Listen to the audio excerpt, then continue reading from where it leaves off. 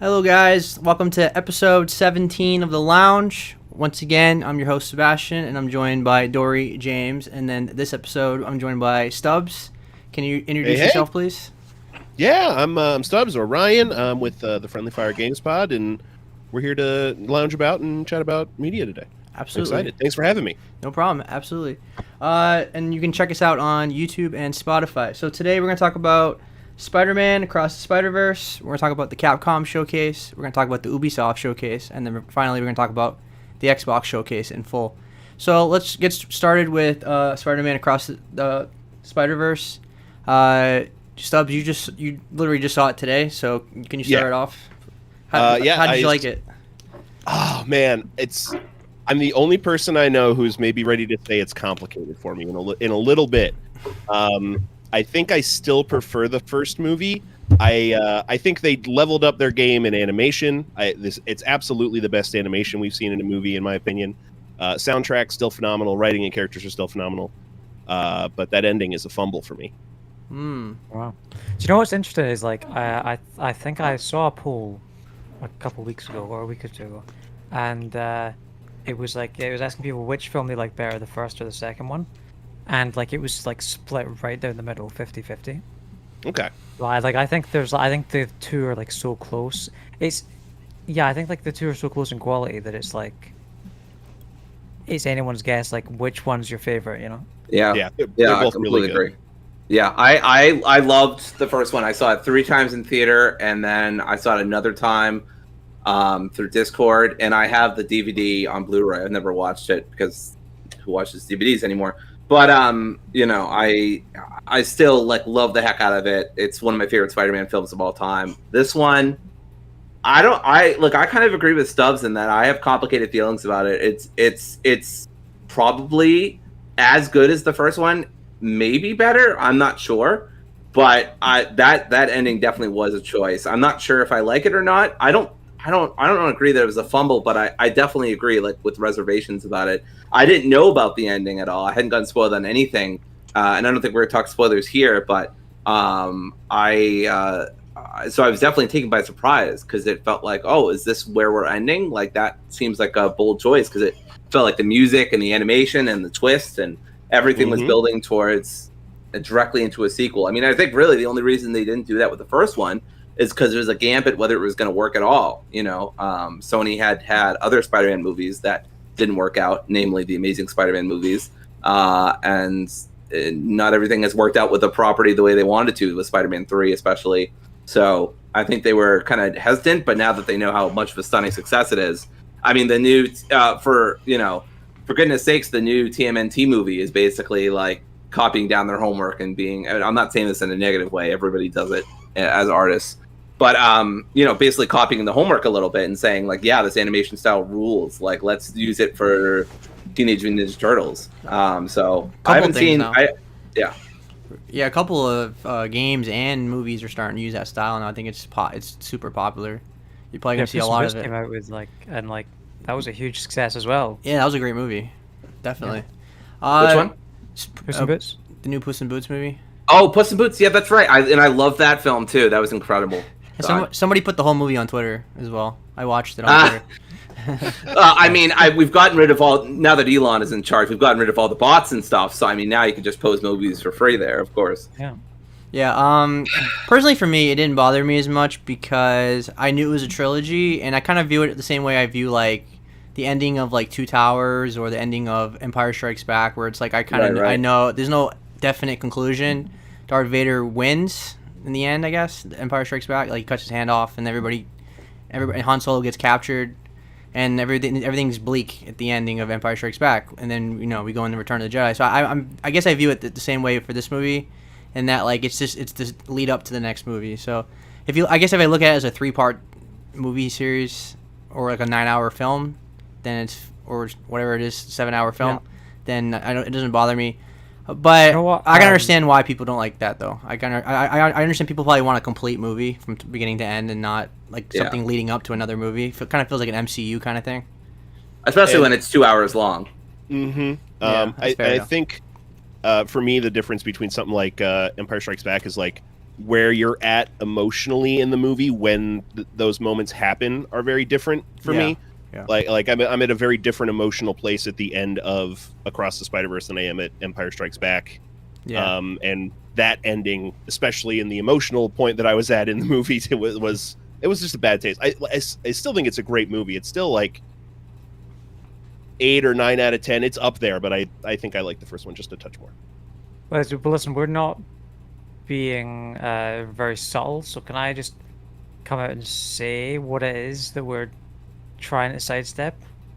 Without ahead. spoiling the movie, but like, I'll say that it ends on a cliffhanger. Yeah. And I actually think I think it's actually the best. And maybe this is because I went into the film knowing that it ended on a cliffhanger, because somebody had mentioned that to me before I went to see it. But I actually think it was the best cliffhanger since The Italian Job. And that was a long time ago. So I think it was really well handled. And I was really, I think like pacing wise and just everything, I think it felt really tight. It was really kind of together and felt like it ended at the right place. So I was very happy with that. I'm actually, so you guys are saying it's complicated with this film. I'm a little complicated with the first film, because I think the first act of the first film is phenomenal, like 5 out of 5. But I'm of the opinion that it kind of falls apart a little bit in the subsequent 2 acts. It kind of, the pacing feels a little off, and I'm not as invested in the story as I am. And there's not as many like fun, cool moments in the first film. And I'm also not a huge fan of the final kind of showdown and the location of that, and it doesn't feel very interesting. But with this film, I went to see it, and it totally outshined like all my issues with that I had with the first film. Like, it was just every single act of the 3, all 3 acts were just incredible, totally consistent all the way through. Yeah, I think I like the first one better only because it's more iconic. I think I'm just making like nostalgia too. I have to watch the second one more to form that opinion, because I've only seen the second one once, so it's kind of hard to compare a movie I saw like 10 times to one I've seen once. So I'll come back to this in obviously in 2 years, because I'm a giant Spider-Man fan, so I'll watch this movie many times. But yeah, this movie was great though. In terms of did you guys like all the references, like all the the little Spider-Man stuff? Yeah, I freaked out. So I was watching with Kim. I freaked out when they had the Spider-Man car. I lost it. I was like, what a fucking reference to put in your goddamn movie. It was beautiful. It was brilliant. I was like, oh my god, Kim, they have the Peter Parker car or whatever. Peter B. car or Parker, whatever, however the hell it goes. I don't remember. But it was so good. I was cracking up at the Lego Spider-Man. Yes. That was so Done by random. a 14-year-old. What the fuck have I done with my life? Done by a 14-year-old. My god. Yeah. Incredible. It even had some live action stuff in it, which was crazy. Yeah. It was wild. Oh, and you saw Uncle Ben dying in the first Spider-Man movie in 2002 or 1 or whatever that came out. And then some other live action stuff. So it they're now explicitly connecting it to the MCU, albeit very tangentially, and I doubt it affects anything. But they're a little wink and a nod to that exists too. That's cool. But look at our shit. I thought this is just incredible. I'm really not the target audience for all the references and Easter eggs and stuff. Not being a Spider-Man fan, but I think it speaks to the quality of the film that I was able to enjoy it as much as I did without picking up on any of that stuff. There's obviously a lot more there than just references and Easter eggs, unlike some other comic book movies, which we shall not name. What did you think about the what did you all think about the Sony Spider-Man cameo when he's I can't remember exactly it is, but they're we have this weird test subject and it pans over to him and he says a funny one-liner. I can't remember, but I thought that was pretty good. I can't remember They what were he talking says. about something from a video game. I think they were talking about like an enemy from a video game, and then they're like, and we have that one from a video game too. And it's like, who, me? Oh, Yeah. the Insomniac one, but- yeah, that was cool to see. Especially because Also- like in the subtitle for it that they throw up, it says Insomniac's Mhm. Spider-Man, Yeah. which is nice. And Yeah, pretty in good. like the opening scenes when we're first getting to Miles, when he's going into his dorm with his roommate's playing Yes. 2018 Spider-Man. Yes, he's playing 2018. That's so good. Yeah, I really love this a lot. There's a lot of like speculation online about this part, and being like trans myself, I just wanted to say, like, I don't know whether the creators were intending for Gwen to be read as trans or not, but it does seem interesting to me at the very least, and there's many ways you can interpret it. But her background colors are basically the trans flag. She has a protect trans kids on her wall, and her dad has the transgender flag on his backpack. So it seems like maybe they're, I don't know, obviously, and I'm not going to claim to know, but I do think it's cool either way that they have that stuff in the film, even if whether it does or it doesn't mean she's trans, I don't know. But I thought that was cool. I thought that was a very good touch. I don't think it's even like, I think it's just nice little things in the background. I even knew that stuff was in the movie beforehand because of my Twitter list, and I still didn't catch it in the movie. So that's, for me, that shows like how like it's there, but like you really have to like pay attention to actually see it, which I think is how most good Easter eggs should work anyway. Yeah. Like James said, not like some other movies that just be like, hey, wacky reference, everybody, cue audience laughter. Yeah, I think it's cool to have a layer to the movie without having to say it. Like, yes, that's good writing. Like, I feel like exactly. And I didn't pick up on any of that either. In retrospect, I think I did notice the flags and that kind of thing, but I definitely need to watch it again to figure out if it's trying to say something about the character. I think I definitely want to rewatch this at some point because I'm kind of waiting for it to go on digital, although I think it's not going on digital till September or something like that, which is a bit of a wait.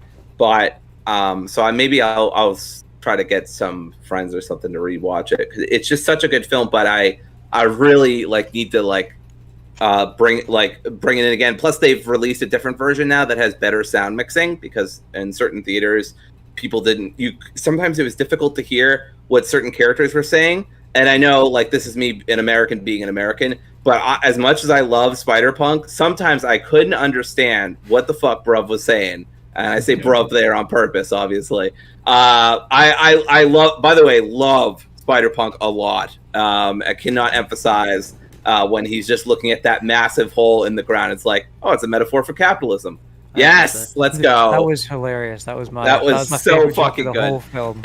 I hate the AM. I hate the PM. Such a good line because it has so many fucking meanings. So good. I like that he I love that he like supports him. Like rebelling. He's just like cool with it. Yes. And kind of just like backs out of it. And I think a cool little thing that happens is during the movie is that he's kind of pilfering some of the gadgets and stuff like that, encouraging Miles to make his own watch and stuff like that. And eventually he gifts him one later in the movie. But it's such a small side thing, you don't think about it at all because he's so casual about it. But it was something pointed out on Twitter, and I was like, oh my God, like it blew my brain. But yeah, it's so cool. I think the worst thing to come out of this movie is everybody butchering the phrase canon event because nobody seems to know what the fuck it is. That's the most popular meme right now. I see it all the time. Yes. Well, what was his canon event? No, that's not how it works. But anyway, yeah, I love this movie a lot, and I can't wait for the third movie. If they knock it out of the park, this will be probably, if almost certainly, the best Spider-Man trilogy we've ever gotten. Yeah, I just have a lot of love for these films. Yeah, these are like probably gonna be the best Spider-Man movies ever. Yep. Do you know what? Not even that. And I love the other movies I know too. I know this sounds kind of hyperbolic, but it could end up being like if the third film sticks to landing, it could end up being one of the best film trilogies ever made. Yeah. I don't think anyone would disagree. Yeah. I would probably say I think people could really say that's probably the best animated trilogy by far. Like it's probably gonna have that pedestal. I don't. I mean, to start with, there aren't a lot of like major, like obviously there are a lot of direct-to-video sequels and stuff, but like actually like main feature filmed trilogies of animated movies. Besides Shrek, I can't think of a ton off the top of my head. Toy But Story. I mean, like, Cars. yeah, Toy Story, Cars. Yeah. Well, I mean, it's probably gonna reach. It's probably gonna like be in a competition with Toy Story because both movies are like Oscar nominated, Oscar winners. Yeah, So- for sure. So yeah, I mean, it's a pioneer of the whole industry. I mean, like I said, you're gonna see a Yeah. lot of. I'm not saying copies, but a lot of influence now. You're starting to see Yeah. that in video games as well, which we'll talk about. Like I saw one in the Xbox showcase. And where it had should that be, similar and it style. should be influencing. It should be influencing the movie industry. This shit is so good, and it's worth taking notes from and like looking at it and being like, what did they do right that captured people? Because like I totally agree with like the sentiment that like people aren't bored of superhero movies. They're bored of like tired old tropes and like the same like story that we've been told by Marvel for years and years now. Like people love this series, and like it is unabashedly a superhero film.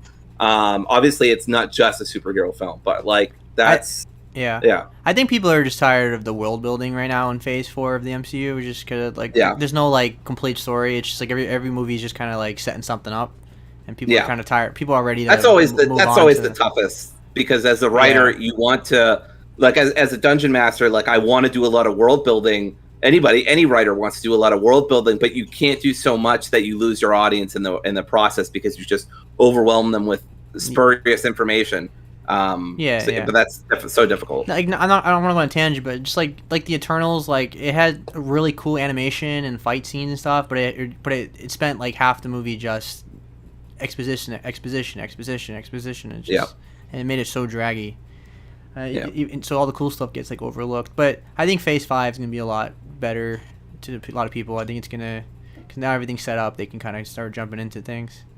But yeah. Anyway, I think we should move on now. I think we all pretty much love this movie. If you haven't yet, see it, and if you've seen it already, go watch it again, you nerd. Yeah. All right. So the Capcom Showcase was pretty much a waste of time for everybody. Nobody really liked it. Nope. Everybody. I mean, I always put my clown makeup on and hope for Dino Crisis remake, and I'll never get it. But I'll keep my hopes up every single time. You know what? I think if they were gonna like announce something huge like that, they'd announce it at Xbox and then just give you like a deeper dive than the Capcom one. I would assume. I would think it'd be on PlayStation, if anything. Sure, yeah, but like I think they'd do it somewhere else. I feel like they'd give it to Xbox and then just show you the same thing at their showcase anyway. Yeah. I think it's really telling that one of the most significant announcements from this showcase was arguably an indefinite delay of Pragmata, which is so sad because that game looks so Kojima-esque, and I love it a lot. I don't know what the fuck's going on, but the gameplay looks so cool.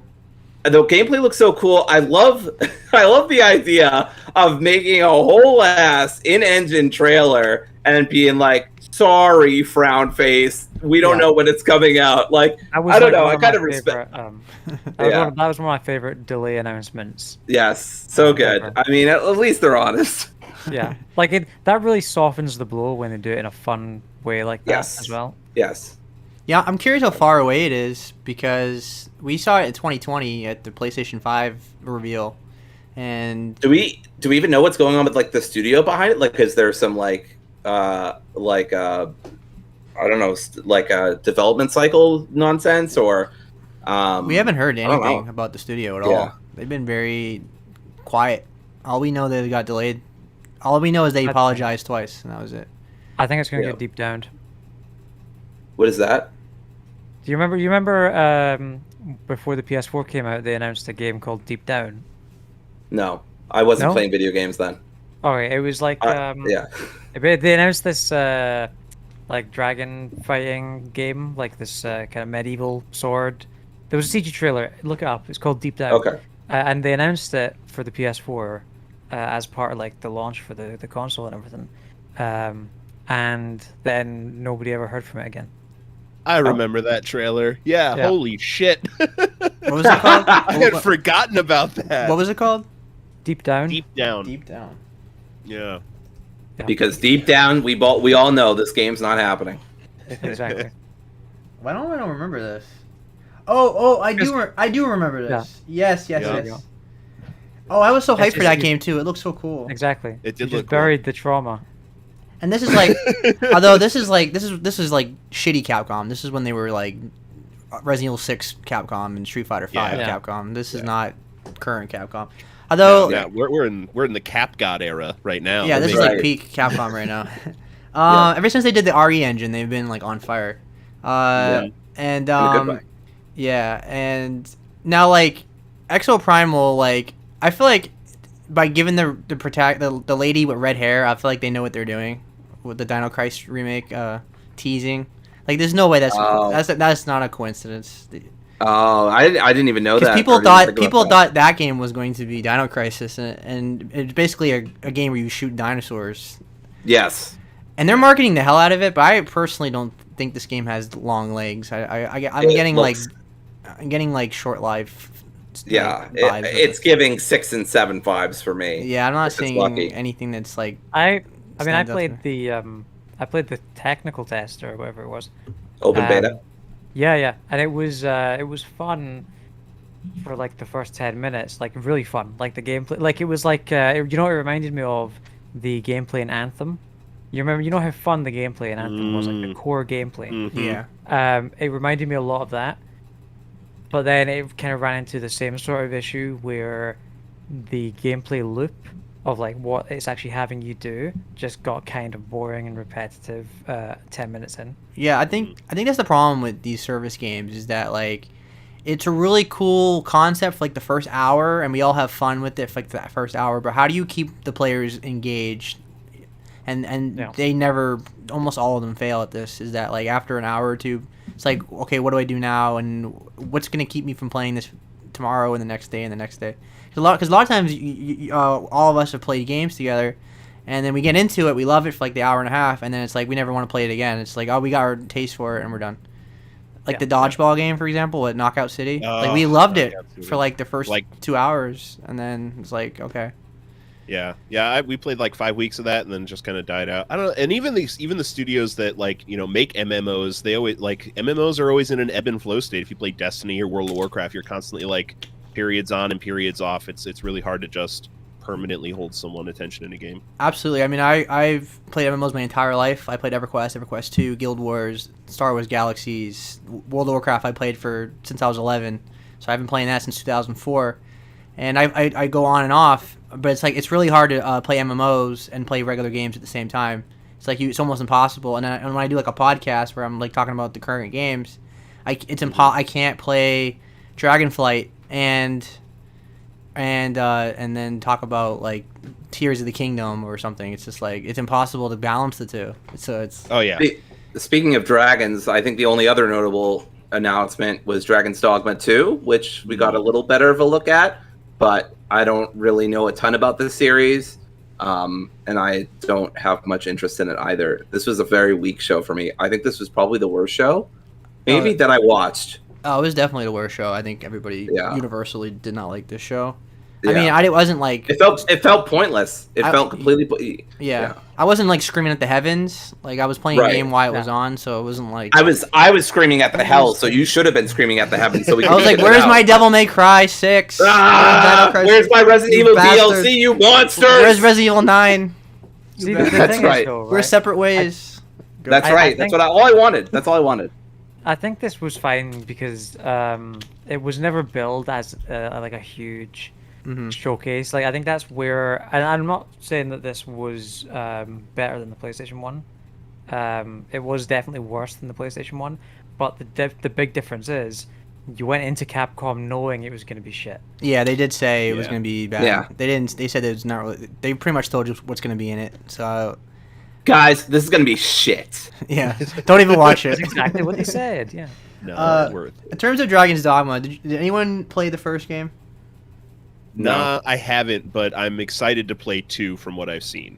It looks like something I'll enjoy. I played a little bit of the first one. I played the first one like near when it came out, and I remember the gameplay being a lot of fun, and I remember everything else being kind of mediocre. I think the gameplay is so like, as you can see in this one, is that like the gameplay looks incredible. It looks really like like the concept of like hitting like a certain limb and it makes the enemy fall down, and the co-op of working together and attacking certain spots and like breaking a bridge down and stuff like that. Like that's a like really cool gameplay concept.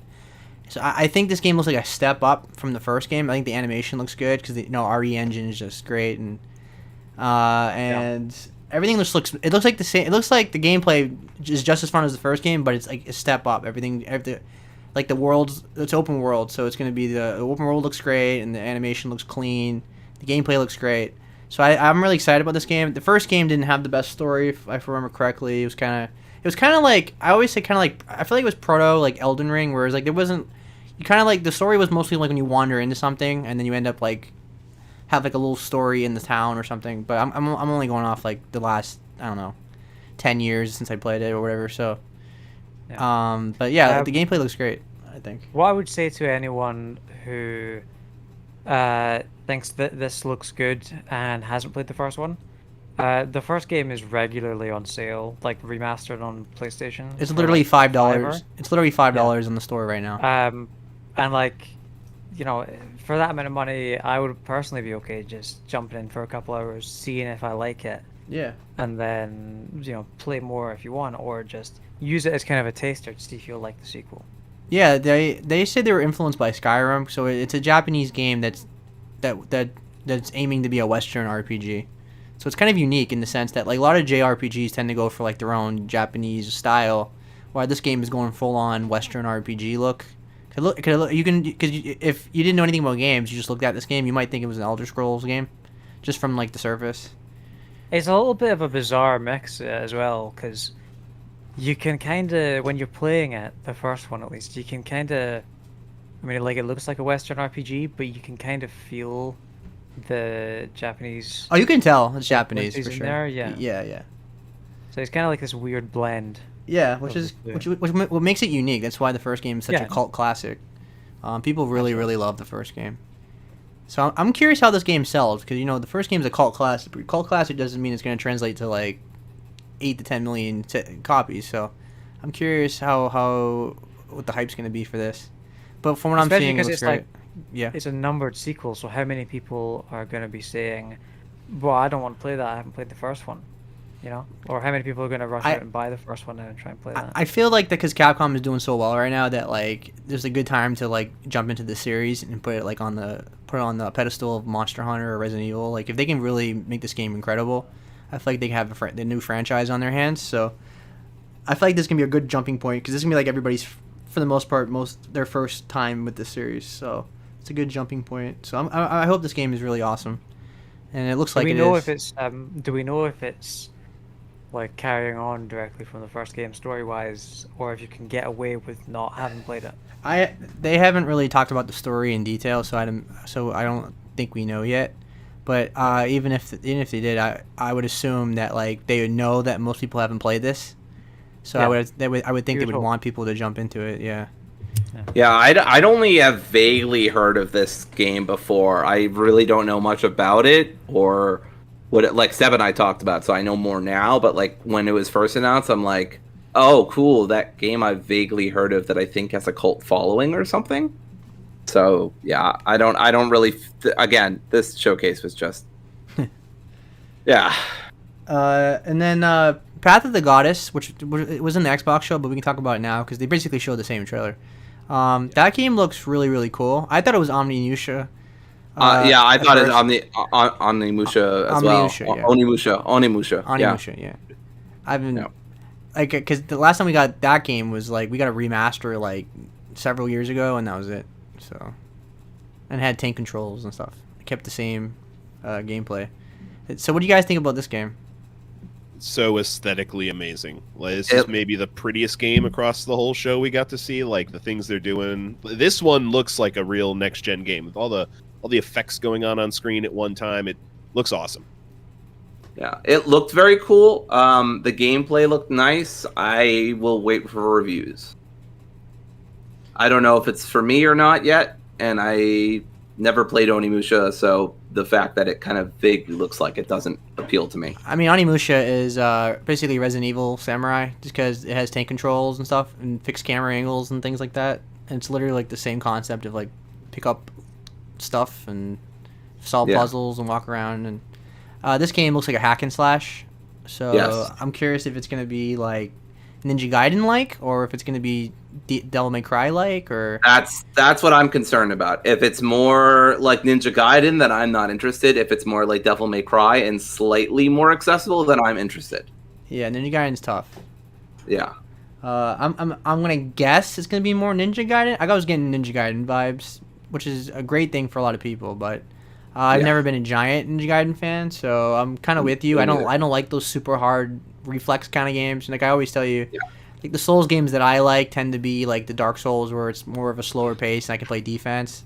I'm not. Yeah, I'm I've not been good at told by the Sekiro media- or anything like that. I've been told by the media that my reflexes should have gotten better by now for being a total nerd and playing a lot of video games. When is that going to happen? Because I'm still bumping into shit all the time. So yeah, Ninja Gaiden game's not really for me either. But hey, it's exciting for people who like them. So Yeah, I'm excited by the aesthetic because I love, you know me, I love Yes. samurai. the and flowers, stuff. the I flowers just love the was look. gorgeous. Yeah, it's gorgeous. The animation's kind of Monster Hunter, like the style is kind of Monster Hunter-ish, like with the way the characters models look and stuff. Like you can tell there's some influence there, but for the yeah, this looks really good. I want to see some gameplay before I get excited about it, but from what I'm seeing, it looks really really cool. All right, does anyone have anything more to say about the Capcom show? I think that's pretty much it. That's pretty much it. Mega Man and Phoenix Wright were the only, and Ghost Trick, the demo's out, but I haven't gotten a chance to play it. Yeah, I mean the concept of that game looks pretty cool, but that not something I'd be excited about. Something I might play if it was Yeah. like $10. I'm a on sucker sale. for noir stuff, and I like kind of like supernatural stuff as well. So I'll check it out. Check out the demo. For sure. All right, so let's move on to the Ubisoft Showcase, which I think Yeah. was their best show in a long time. And I don't like Ubisoft generally. So I was very, very impressed. I think this is the second best show after Xbox. And yeah, go ahead. I loved it. Shades of Konami 2010. I think That wasn't that cheesy. See, it was go like the whole actually like the stage setup, like with the black like around with the screen. It looked like the setup of Konami 2010. Yeah, it definitely felt like an old press conference from like a long time ago. And now, but the only the difference is I didn't find it like funny cringy. I found it like boring. Like when they were talking for too long. Like I thought the pacing was pretty bad on some parts, but I forgive Yeah, it no, I agree. because the gameplay showcasing was so great. But I think there was the guy who came out to talk about the Blood Dragon. Yeah, Sure. that was the he funny kept- part. I'll give you that. He kept making I- jokes and no one was laughing. That's like me every day. I just want to be clear. I did not watch this. The only thing I watched was I also hate Ubisoft, and I don't ever watch their showcase. Same with Blizzard, but for similar reasons actually. Yeah, I did watch the Outlaws thing, which we'll talk about later. But so I won't have much to say here. But I did hear that this was the cringy part of the show. Yes. I mean, of fun.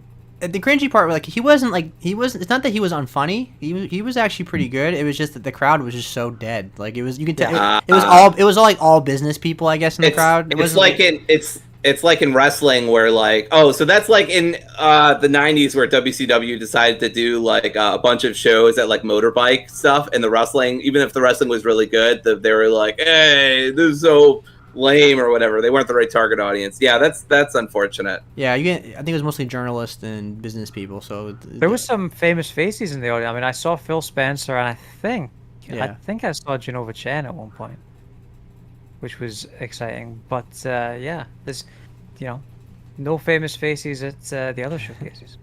Although technically Phil Spencer was also at Xbox. Stubs, what did you think of the showcase, like overall, before we jump into it? The best Ubisoft showcase in a very long time. Couldn't care less about Avatar, but everything else at the very least looks interesting. I'm maybe even back in on the Crew after the Crew 2 lost me. Okay. Motorfest looks great. All right. Motorfest looked fun. Let's actually jump into Avatar because that was like the first game they jumped into, I believe, and I was actually into it. And when they first revealed it, I was kind of like, but like from what I'm seeing, it's basically Far Cry 7, Pandora, and Yeah. Now, I would say I would rather this game been third person than first person. But I was kind of digging, like, because I really like Pandora. I like the Avatar movies. I mean, they're not like phenomenal in writing, but they're just really awesome movies. Like, they're experiences, right? To see in the movie theater. And I feel like it translates to a video game pretty well. I think. I feel like if the world and the animation runs well, anyway, if the frame rate's garbage and all that, then yeah, it's gonna fall apart. And it's Ubisoft, so fair bet. It's a safe bet, right? But They're pretty good at open worlds. I'd give them the edge on open worlds. Yeah, I mean, Far Cry, it has some choppy moments, but for the most part, like, I thought Far Cry 6 was mostly fine. Like, honestly, if Ubisoft is guilty of anything, it's overstuffing their open worlds, not under delivering. So yeah, which is what leads to choppy stuff anyway. So, Avatar, you play as a former RDA Na'vi who is fighting against the humans, and basically, like, the people are back to conquer Pandora again. So you fight in the Sky People, the soldiers, as you know, and it's basically Far Cry. You go to a base, fight a bunch of people, take over the base, move on to the next base. But the cool thing about this game is it's co-op. Apparently, so you can play co-op with your friends. Yeah, so I thought that was cool. I missed that part. That's more appealing. Yeah, I don't think I'm not sure if they said that in the showcase. I think I had to like look it up and stuff. IGN's not saying it either, but yeah, I believe it. Yeah, and it's open world as you guys would figure, and it comes out December 7th, which is an unusual date for a video game generally. I think Cyberpunk came out that day. Not a lot comes out in December, I don't think. Didn't Cyberpunk come out December 7th or something? Yeah, it came out, either December 7th or very close to that. Yeah. Yeah. I feel like December's a weird month, but maybe, I mean, I know a lot of I know a lot of companies target the winter season and specifically the holiday season, but I don't know that a lot of them aim specifically for like early December. I don't know. They usually don't. They usually are. Yeah. I think they aim earlier than that so they can get the out early enough for Christmas.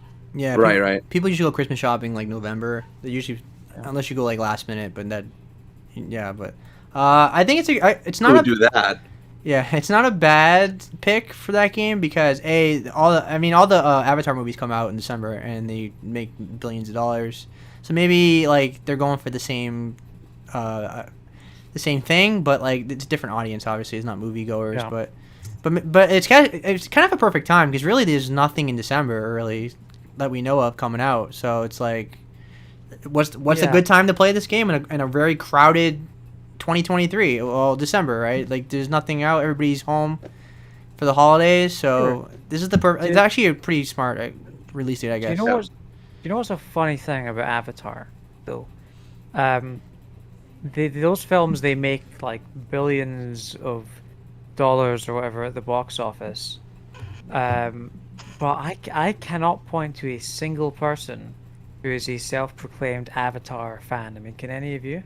I can't. I saw the original with my mom when it came out, and I remember being visually engrossed, and then I never thought about it ever again afterwards. So yeah, I don't know. Dances with Wolves in space just didn't really do it for me in the long run. I mean, I've seen the first movie a lot. Like, I've probably seen it 10 times over the course of, what has it been, since 2009, so... Jesus. So, I mean, I've watched it in school, I've watched it at home. I like the Avatar did you get, like, Clockwork Orange or something like that? I was like, how the hell did you watch Avatar that many times? I think it's a good movie. I don't think it's anything, like... I don't think it's incredible. I don't think it's, like, mind-blowing. Yeah. But I think it's... I think it was visually stunning. I think it's quality entertainment.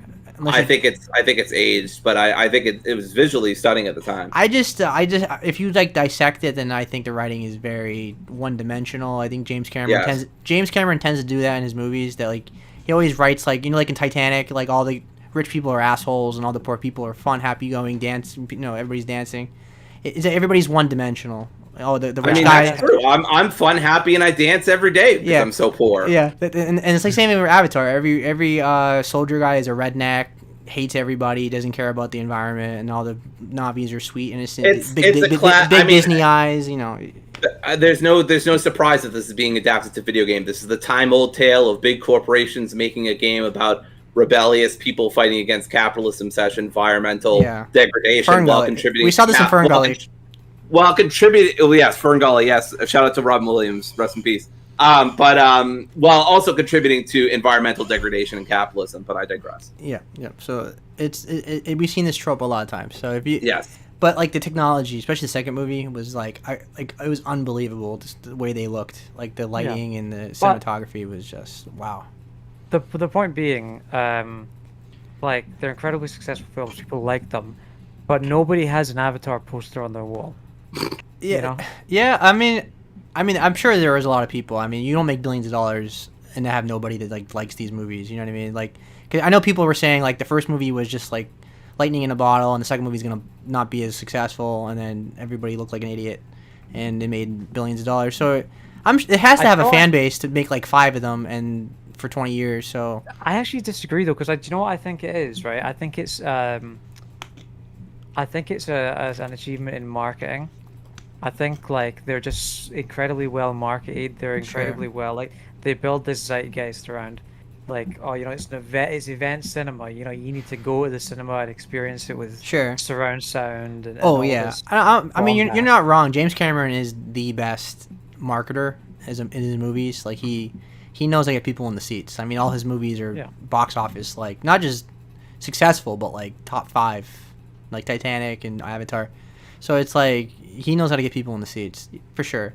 But it also has like a theme park at Disney World, and it's just like it's a big it's a big franchise, and it's actually a really cool ride. The animatronic in that ride is one of the best animatronics Disney's ever done as well. So Disney put a lot of effort into it. I'd be interested to the larger point I'm getting around to is like I'd be interested to see if the game has that same effect or if it flops.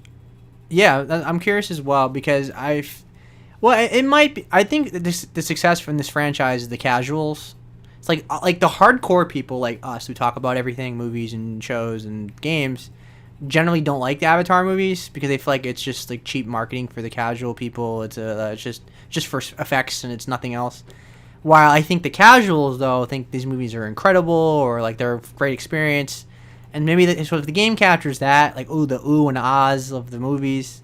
Yeah. Then this game can be really successful. I mean, and Ubisoft has the and there was any company that can really market this game well and be Ubisoft's a big name. It's one of the big 3. So I feel like if it was like a small indie developer or something, then yeah, it might bomb. But I feel like Ubisoft has the power to market it this correctly. I think this game could be successful.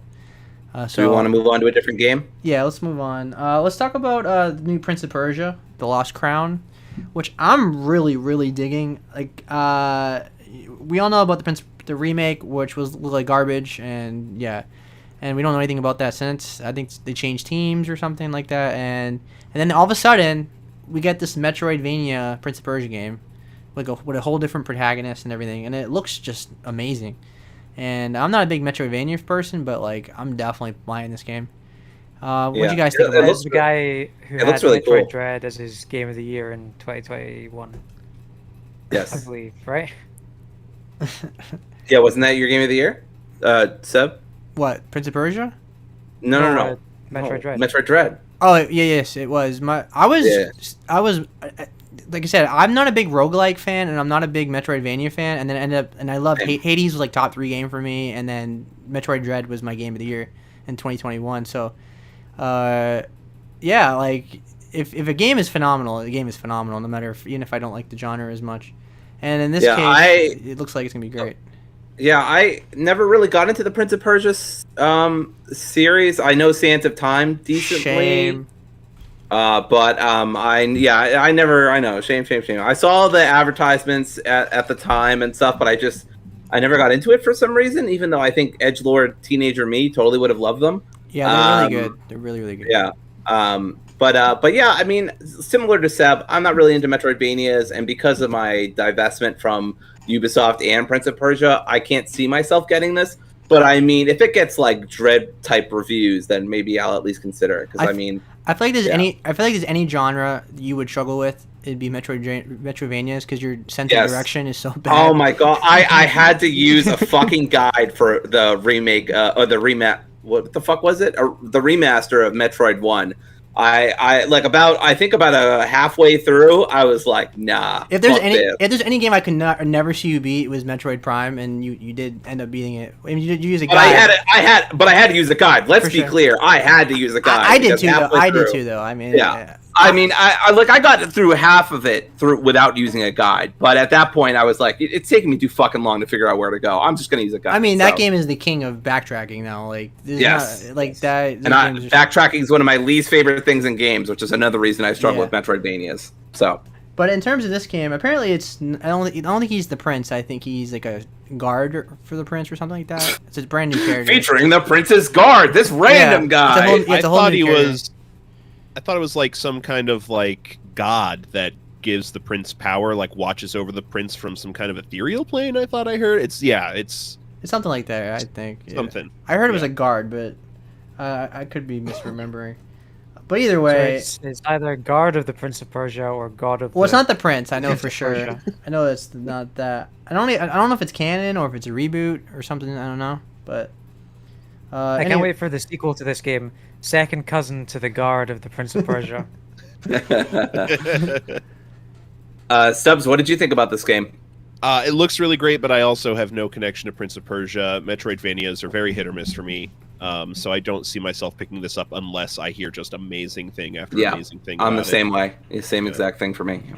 The Prince of Persia games are really, really great, and like they have like they're the only games I can think of that almost capture the God of War energy of the PS2 God of War games, with the big cinematic moments, running on walls, the slow motion, and the puzzles. It's very similar to God of War, and I was a giant God of War fan in the PS2 days. I still am, obviously, but especially back then. So Prince of Persia was like, I really recommend them. I think they're remastered on PS4, so I really, really recommend them. Like even though if they look dated, they're really fun games to play. Like the gameplay is worth it. Really worth playing. Yeah. We can move on then, right? Does anyone else have any more to say or? No. Okay. And then Assassin's Creed Mirage, which I'm actually digging. Like I'm kind of in the mood to play an old school Assassin's Creed game. Now I'm kind of tired of the bloated open world ones now. I'm kind of have an itch to go back to like assassinating in a little town and climbing on buildings again. Assassinating in a nice little quaint town, you know? We got him, ladies and gentlemen. We got him. Mission accomplished. I just hate the release date just because it's so close to Spider-Man and Alan Wake. And it's like, yeah, I don't know if I can play way too much. But luckily, I don't want to play Assassin's Creed after Black Flag, so yeah. To be clear, because I love Black Flag so much, and I was like, I don't feel like Assassin's Creed is ever going to top this. But, I mean, maybe. If it's I grew up playing Assassin's Creed from the beginning. I played the first one. And then I think I might have played 2, or I may have taken I think Assassin's Creed didn't have a lot of availability on the platforms I was using at the time, or I didn't get around to it. If they did, it took me a while, but eventually I played Assassin's Creed 2, I played 3, and I played Black Flag. I didn't play the whole trilogy of 2, but I did play 2, which is that's like fucking ignoring the side games in the Kingdom Hearts series. Because when I started playing 3, I was like, what the fuck is happening? I was like, wait, did I miss something? Because I had no idea at the time if there were so much. If you didn't play Chain of Memories and went from 1 to 2, you were like, what is going on? Who are these people? Yeah. But in terms of Assassin's Creed, the first one I played, but I thought it was mediocre. And then the second game, which I still think is the best game in the series, was really, really good. And then 3, I thought it was bad, and I played it for like the first half, and I was like, I'm not feeling this.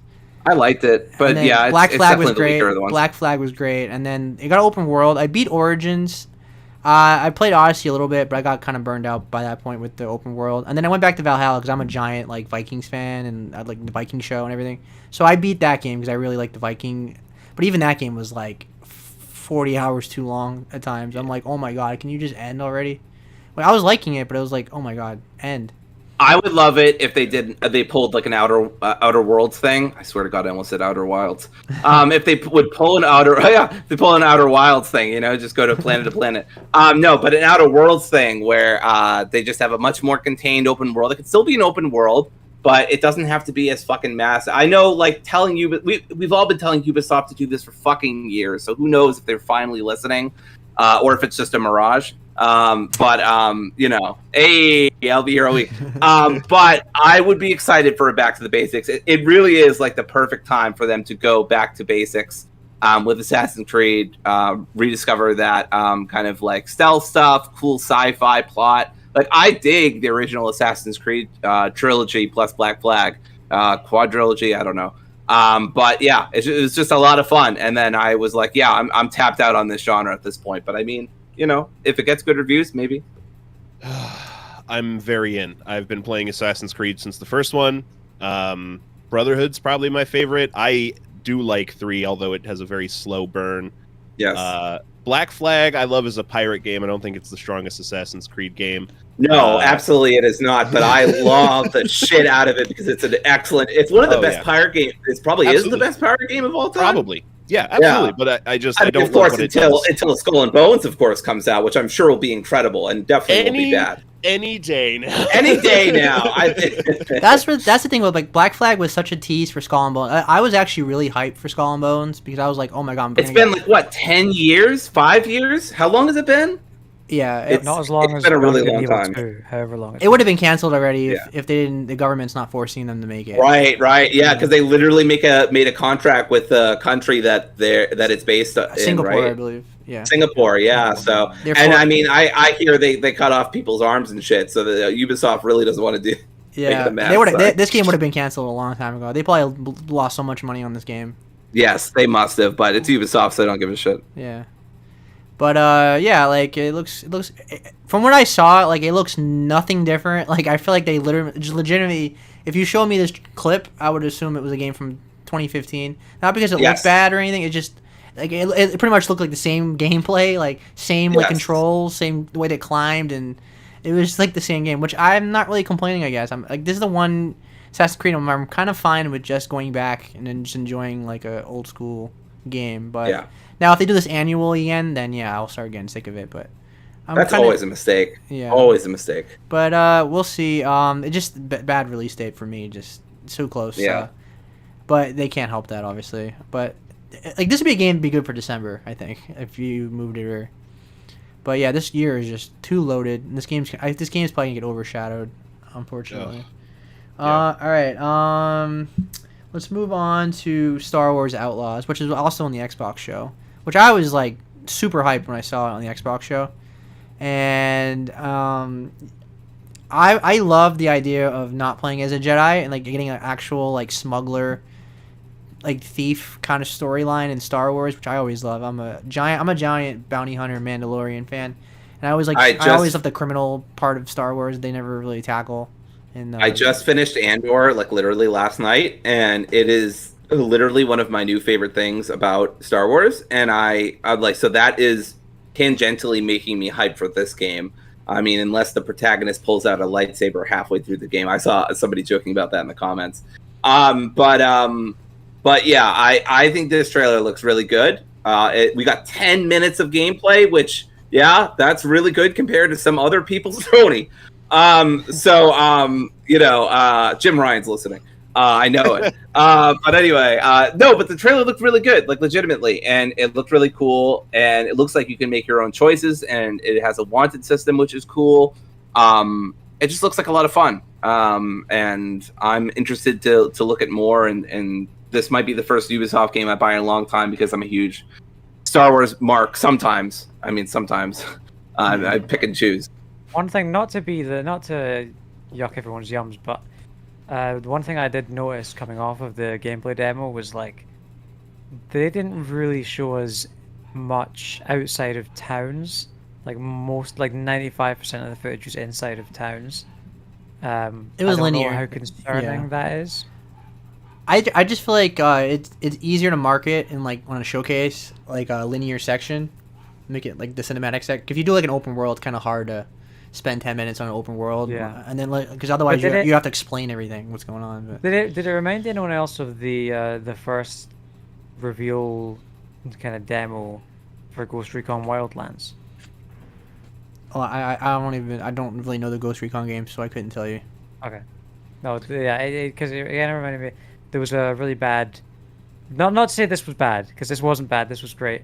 there was a really bad real gameplay demo for Ghost Recon Wildlands where they had actors pretending to play the game. And talk over it, yeah, I know what you're talking about. Yes. That was the Division as well, right? The Division. Yeah, they 2. did that for the Division 2. They used to always do that, Ubisoft. Yeah. Yeah. But yeah, it kind of reminded me of that a little bit. But Yeah. I think inconsequential. this game. I mean, I always tell you guys, my favorite genre in video games is third-person shooters, the cinematic, games like Uncharted and stuff. And this game gave me massive Uncharted vibes, not just because it's the gameplay, but like their thieves and stuff. And I will also say it does kind of suck that Ubisoft is saying that this is the first open world Star Wars game. I'm not sure how true that is because it seems like other games have at least flirted with open world. Maybe they're trying to claim that it's like the first fully open world game or Ubisoft style of open world. But I feel like I've seen people saying that other Star Wars games in the past have like done open world stuff. I mean, if you include Star Wars Galaxies, which was an MMO, yes, Galaxies, you can explore the entire planet, like multiple planets. So right. So I wouldn't. If you exclude that, then probably yeah. I mean, we've had like open areas, like Right. Jedi Survivor is huge, Jedi Survivor, but it's not open world, I guess. It's not open world. It's like open zone, right? Isn't that what they call it? Open zone. I feel like KOTOR was like that as well. There's a lot of like Yes. places you can explore, but it wasn't like you can't. KOTOR was very open, but it wasn't open world. Open world is like Tears of the Kingdom, where you like walk out and it's like you just go wherever you want. Yeah, you can go fight the final boss if you want on a fucking stick and a goddamn stump. Yeah. But so yeah, it probably is. My thing is though, again, is Ubisoft's open world are always bloated and too much to go on. Like, I hope there's not 500 icons on the map. I'm not into that. I'll get burned out real quick. I'm hoping the studio in charge of this one, Massive, I think. Yep. Yes. Ironically called Massive, keeps it not so massive. Yeah. Come on, Massive. Apparently, I guess it's the enemies are the Pike Syndicate, which were like in the Boba Fett show. Like they're the snake-looking people. I guess that's the antagonist of the game. And then we also saw a space combat, which was cool. We don't really get a lot of space combat, like third person, which is funny. Like it's called Star Wars, everybody, not Land Wars. But yeah, we don't get a lot of that. I know that we got Squadrons a few years. Although I didn't like Squadrons; it gave me motion sickness. But I know we've gotten Squadrons, but besides that, I mean, we haven't gotten a lot of Star Wars. Just the wars part. No, but what's the last Star Wars game that like legitimately was like a shooter like this? Like I don't. It's been a long time. Like a third-person Battlefront 2? No, I mean if you exclude just like it's like a first person. I mean like a third person. Or I mean you can play Battlefront 2 third person. No, I mean probably Battlefront. Let me phrase that. I know what you mean. Story driven. I mean story-driven like, shooter. Yeah, a story-driven shooter. Like non-multiplayer. Was it like one of the? I don't know what you're talking about. When I have Palpatine and Darth Vader fight off against each other in Battlefront 2, I'm constructing elaborate fan theories about why it's happening. Maybe that is story driven. Probably one of the LucasArts games. Yeah, maybe Jedi. I was thinking it's Dark Forces, probably, right? Dark Forces 2 or Jedi Academy or something like that. Or I was thinking Jedi Outcast or Academy. And that, yes, Academy was the last one in the trilogy. Those are the same trilogy, and it's like you can play first-person shooter in that. You don't have to use a lightsaber. Yes. If you're talking about first-person shooter, then we should also consider the Star Wars mod for Call of Duty 4. Why? Okay. Which was good. It was fun. No, I legitimately don't. I don't think they've ever made a third-person shooter, story-driven Star Wars game. Now that I think about it. Bounty Hunter, third-person and story-driven. Yeah. Okay. Bounty Hunter. That was one. That was like what 2002. Yeah. Which, by the way, you said you were a fan of earlier, so I was surprised you weren't mentioning it. Yeah, I forgot. Yeah, that I actually beat that game like within the last 7 years. I never like I wasn't. I played it when I was a kid, but it was kind of like you get lost and stuff, and it was like confusing where to go. Yeah. And so I put it down, but I beat it recently, and like the trophies I have in that game are very, very, very rare. Like even like the beating the game is like 2% of people have it, so like no one played that on PS4 apparently. But anyway, this is a unique game. This game reminds me of Star Wars 1313, if you guys remember that, which was like that notorious game that got canceled and everybody was pissed.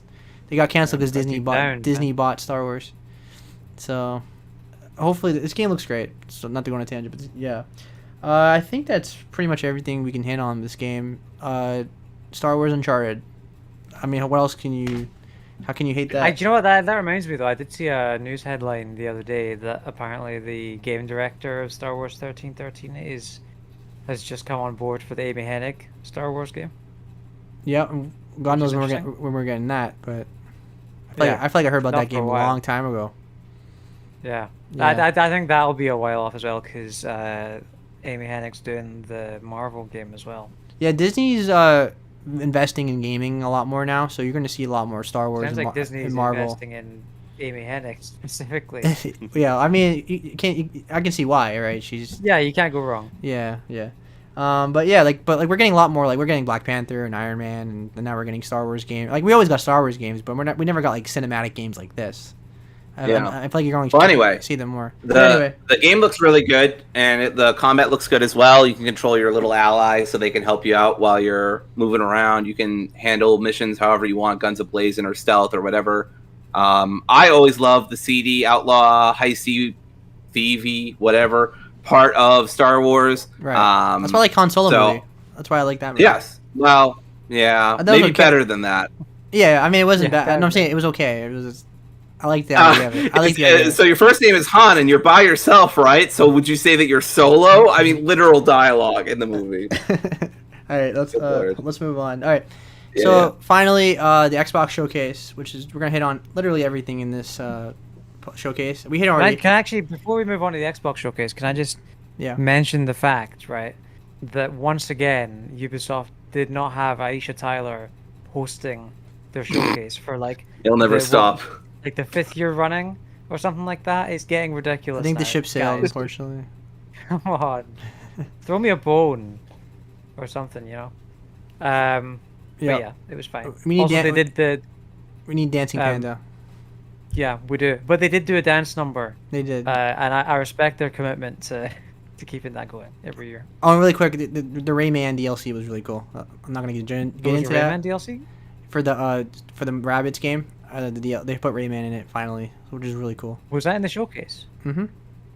Oh, I must have missed that. Yeah, that was really, really cool. All right, let's move on to Xbox.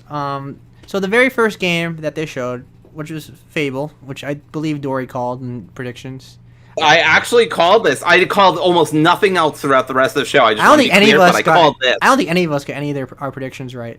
Well, that's right, because the We Happy Few developers showed up, and then another thing from Fallout came up. Like we were wrong a bunch of times. I did get at least one right. I predicted that there would be a Fallout 76 DLC. That's right. I forgot about that. Yeah, I thought that I didn't think we were gonna get like Fallout 5, but I thought we were gonna get like Fallout 4, like the upgraded version, like I was in a montage. Purge it from my brain.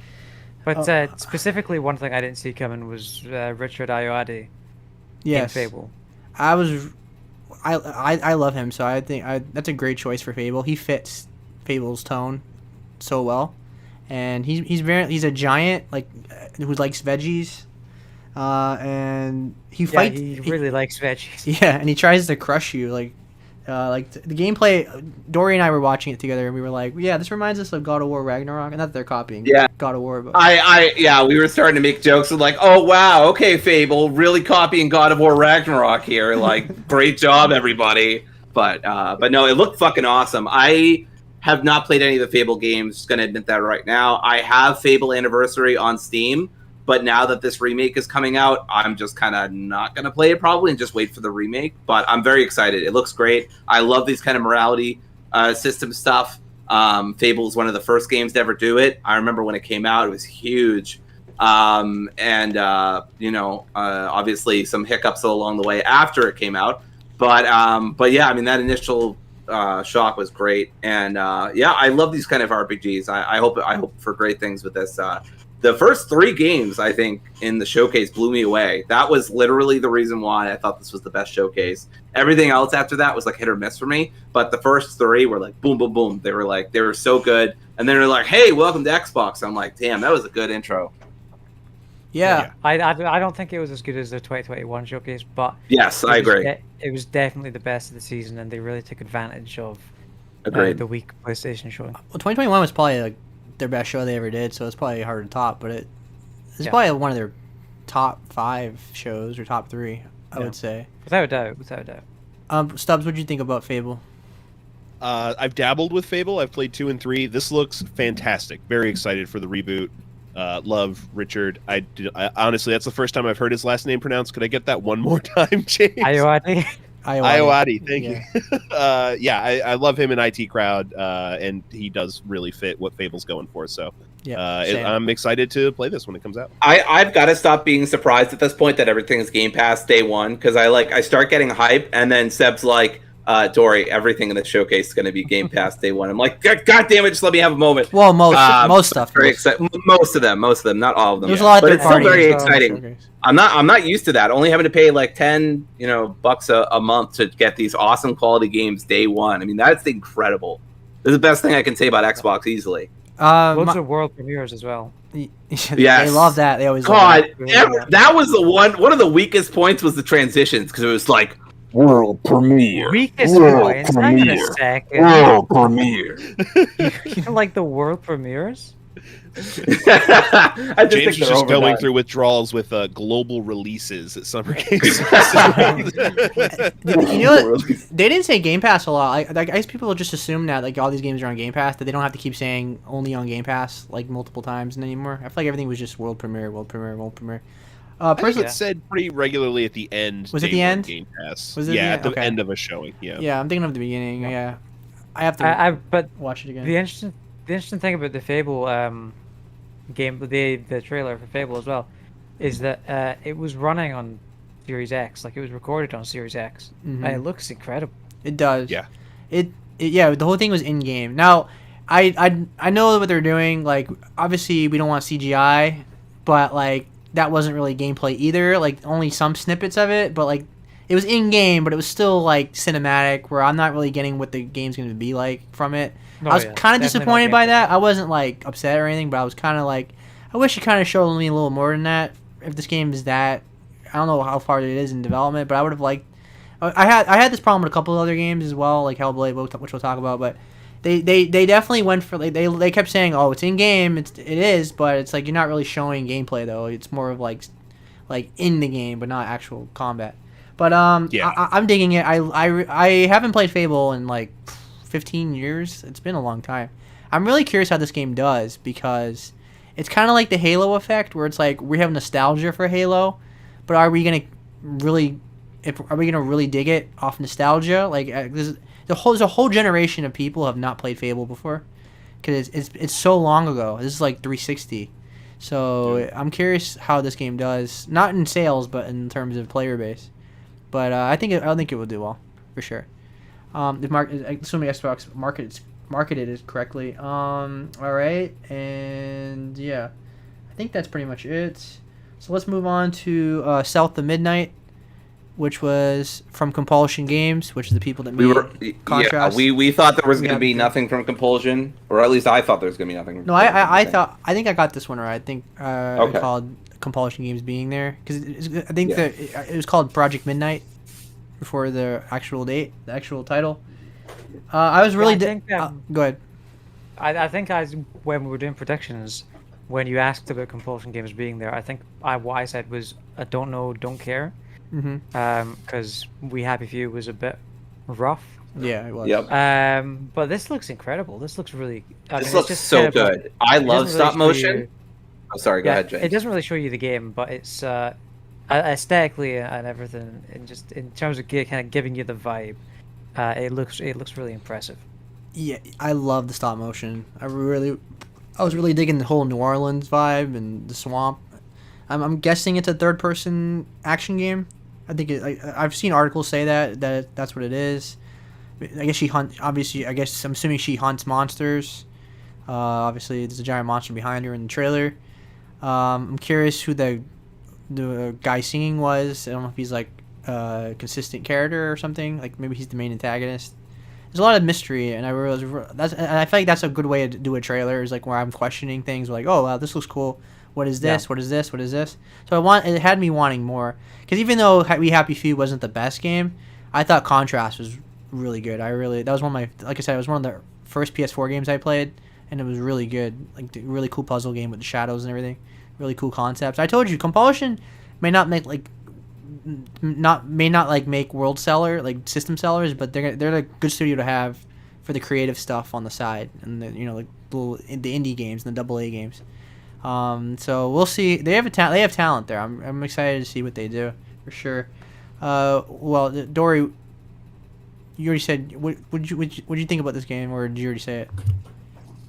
Besides the question. Yeah. I thought it looked really pretty. I love a game that takes place in like a bayou or that kind of like environment, because there's just not enough games that do that really. Yeah. At least not enough like AAA, AA games. Obviously, I know we have Resident Evil 7, but even in that one, I mean, you don't get a ton of the culture from it. I think the last, besides Resident Evil 7, it was like Mafia 3. That was about it. Yeah, that was Infamous fun. 2. Oh yeah, Infamous 2. That's a good one. Yeah, that's a good one. Yeah. Does Shrek 2 count? Get out of my swamp. Sure. Yeah. Good. All right. Stubbs, what'd you think? Ditto. This looks great. Something we haven't mentioned is acoustically, the instrumentation, the music that they had throughout this trailer. Even if I don't play this game, I feel like this soundtrack might absorb me for a good few months. That was my favorite part as well. I was like, this lady who's walking up to this guy playing guitar better not fucking stop him, because first off, the strings looked incredible, the playing looked incredible. I played bass for like off and on for like 10 years.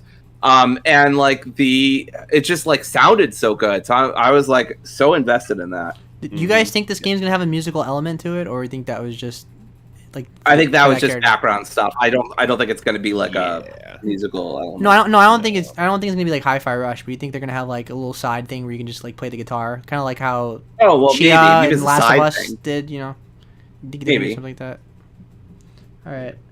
I think that's pretty much it. So let's move on to 33 Immortals, which Stubbs, you're really digging. So can you tell us about it?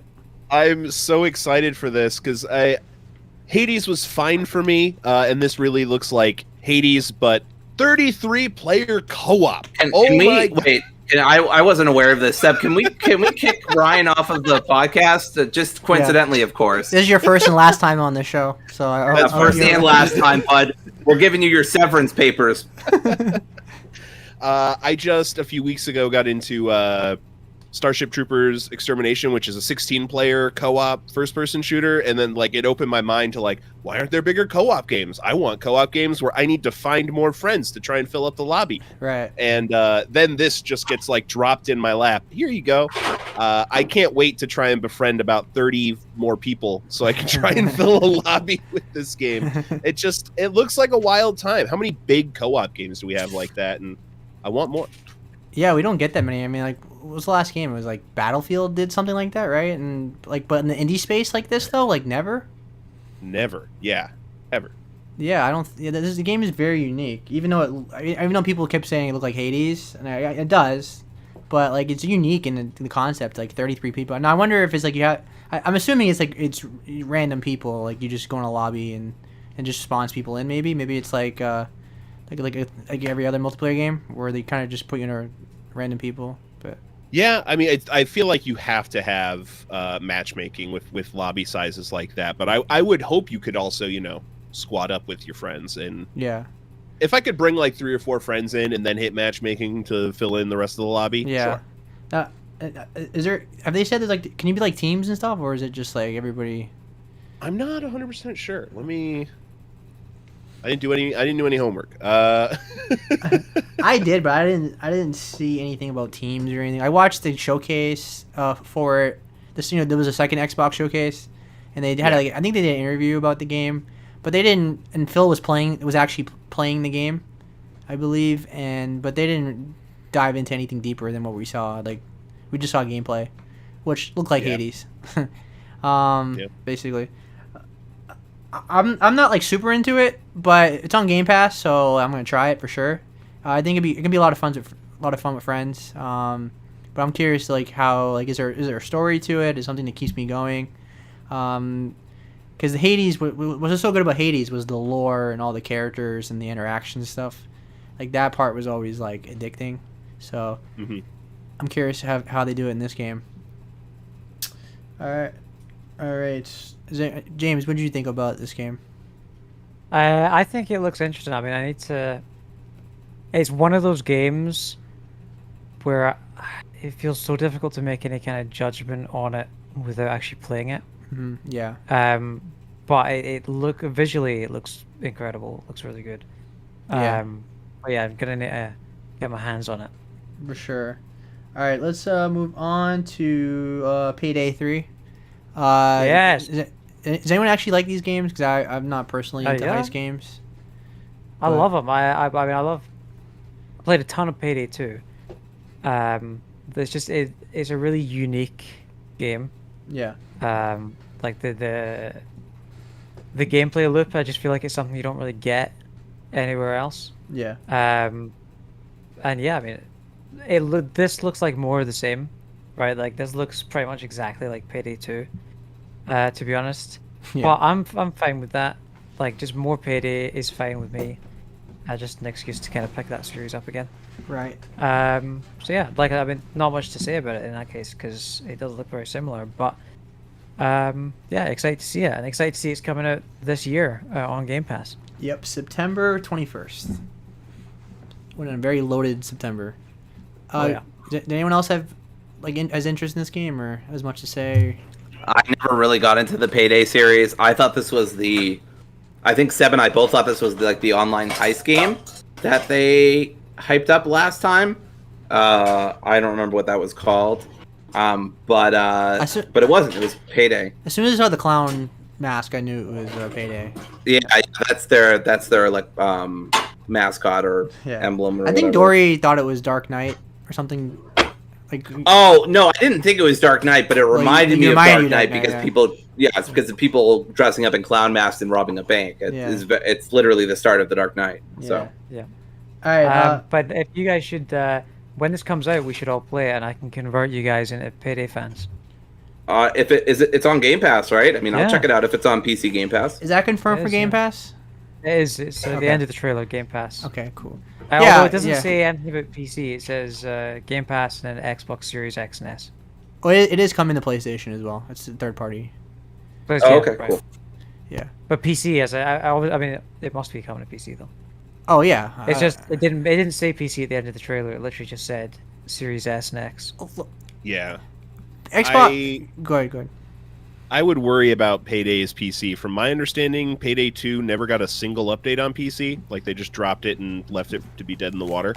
Like, any of the console updates did not make their way to the PC version of the game. It got DLCs on PC. Did it? I'm sure. I'm pretty sure, yeah. Because I had heard it. Because that was a game I had several friends try to convince me to pick up when I first got my PC, and everything I was reading about the community was like, no, don't get it. They left it to rot in the water. There hasn't been an update in like a year and a half. Yeah, they might have dropped it at some point, but it definitely did get a lot of DLCs Okay. after launch. Yep. All right, I just had to charge my laptop because it's about to die. All right. Next game was Persona 3 Reload, which was the remake of Persona 3, which we already knew about because it got leaked by Atlas themselves on Instagram by accident. Super hyped. I'm going to play it on PS5 because it just doesn't feel right to play Persona on Xbox for me, just because I played it on PS2. But really cool get for Microsoft because I know they're trying to get into more of a Japanese market, obviously, because they're almost Game Pass as well. They almost don't exist they pretty much don't exist in Japan. So it's a really cool get. Not only that, but they had several Atlas games in this showcase because Sega and Microsoft. Like we'll talk about Like a Dragon as well. Is Sega and Microsoft have a really good relationship. That's why a lot of people think Microsoft's going to purchase Sega at some point, or at least they're going to make exclusive games for Microsoft.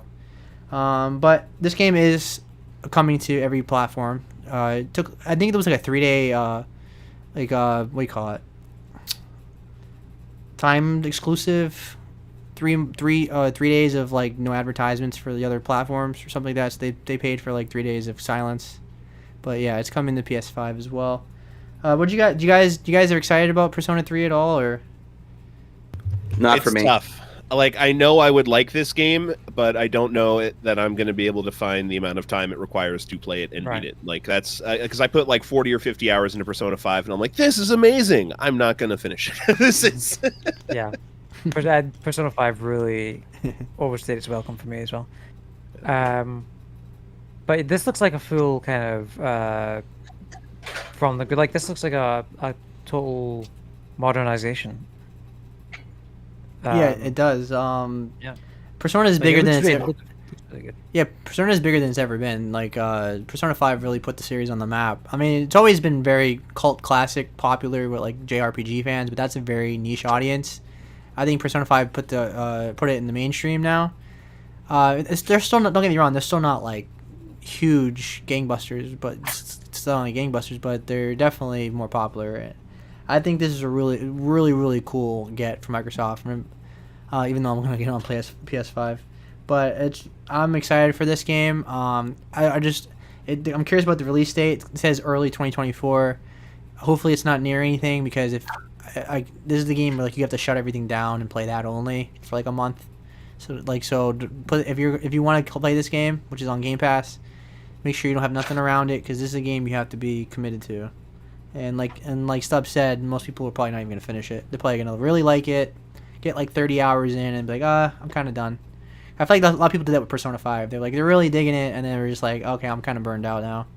Because there's moments where it drags, like in between all the temples or whatever they're called. It was like a lot of the side stuff was like, okay, can we move on now? Yeah, but yeah, let's move on to Avowed, which I'm excited about because it's Obsidian. Obsidian is to me the best Western RPG developer. Because Outer Worlds is incredible, the Pillars of Eternity incredible, Outer Worlds, so on and so forth. New Vegas, so best Fallout game. But I want to say though that for this game, the animation looked off. Like there was a step down from when they first showed it. There was just it just didn't look right. But I guess it really at the end of the day, what's gonna be the gameplay is gonna be good and the writing is gonna be fantastic. So I'm not too worried. But did you guys notice like the animation being a little off? Like it looked super impressive. Yeah, I mean, do you know what I think? It's in this weird place where the first trailer was technically CG, It was. Yeah. but it was from like a first-person perspective. So it kind of, even though it was CG, it kind of put expectations in our heads of what the game was going to look like, Sure. which this didn't meet. And it still looks good, but it definitely looks like a function over fashion kind of deal. That, and it has like an animation style that looks similar to like Sea of Thieves. It kind of has like a claymation-ish, like everybody. It's not realistic, but it is, but it's more cartoony, and it's like, you know what I'm talking about, like a Sea of Thieves style, where it looks great, it looks good, but it's just not like super realistic. Actually, I mean, it looks kind of like it's got a bit of that Bethesda clunk. Oh, it definitely looks like so- I mean, their games are always like Bethesda games because Yeah. Outer Worlds basically is a Bethesda game that's not Bethesda, and same thing with New Vegas. That was a Fallout game, just not. It was a Bethesda Fallout game, but like by Obsidian. And this game looked like an Elder Scrolls game, which I'm not complaining. I love those games, so I thought it looks. I think besides the animation aside, I think it's going to be really good. I'm not worried about this game at all. So what do you guys think? Likewise. Looks like a great time. I heard they're trying to keep this a little bit smaller in scale, which is what we want out of our Outer open Worlds. like we've mentioned. Yeah. Yeah, exactly. It looks like it's going to be a good time. Yeah, they confirmed on the second show that it's going to be open area and not open world. So like it's going to be like Outer Worlds, where you go on the planet and it's an open area, but it's not like you don't just go wherever you want, like Tears of the Kingdom or anything like that. Yeah. Which That's Obsidian- fine by me. I'm very yeah. hit or miss with open world, much more hit with open zone. So Obsidian could be the only AAA developer in the world right now that understands that the adult population wants shorter games instead of longer ones. I want shorter games with worse graphics with people who are paid more, and I'm not kidding. Just want to bring out that little chestnut. But yeah, no, this looked great. I didn't notice the animation issues, but I'm not always good at noticing stuff like that, so it definitely could have been there. It looks great. I'm very interested to see how it reviews, but it's coming to Game Pass. I'm almost certainly going to check it out. I love Obsidian. I love Outer Worlds. I still have to play New Vegas at some point, but their rep is immaculate. Yeah, they had a great year last year when they did Pentiment, right? And I loved Pentiment. So yeah, I have a lot of trust in them, especially in the writing department. But I think they'll do great in the combat department too. Yeah, I thought Outer Worlds was perfectly paced. Like I thought, Yes. nothing ever felt like it was too much. I thought it was really good. The only thing I didn't like about Outer Worlds was just some of the animations and Yeah. a little bit of the facial stuff. But hopefully they'll fix that in the sequel. And it's not a big deal, but it's just a little noticeable. I imagine it's gonna be They similar.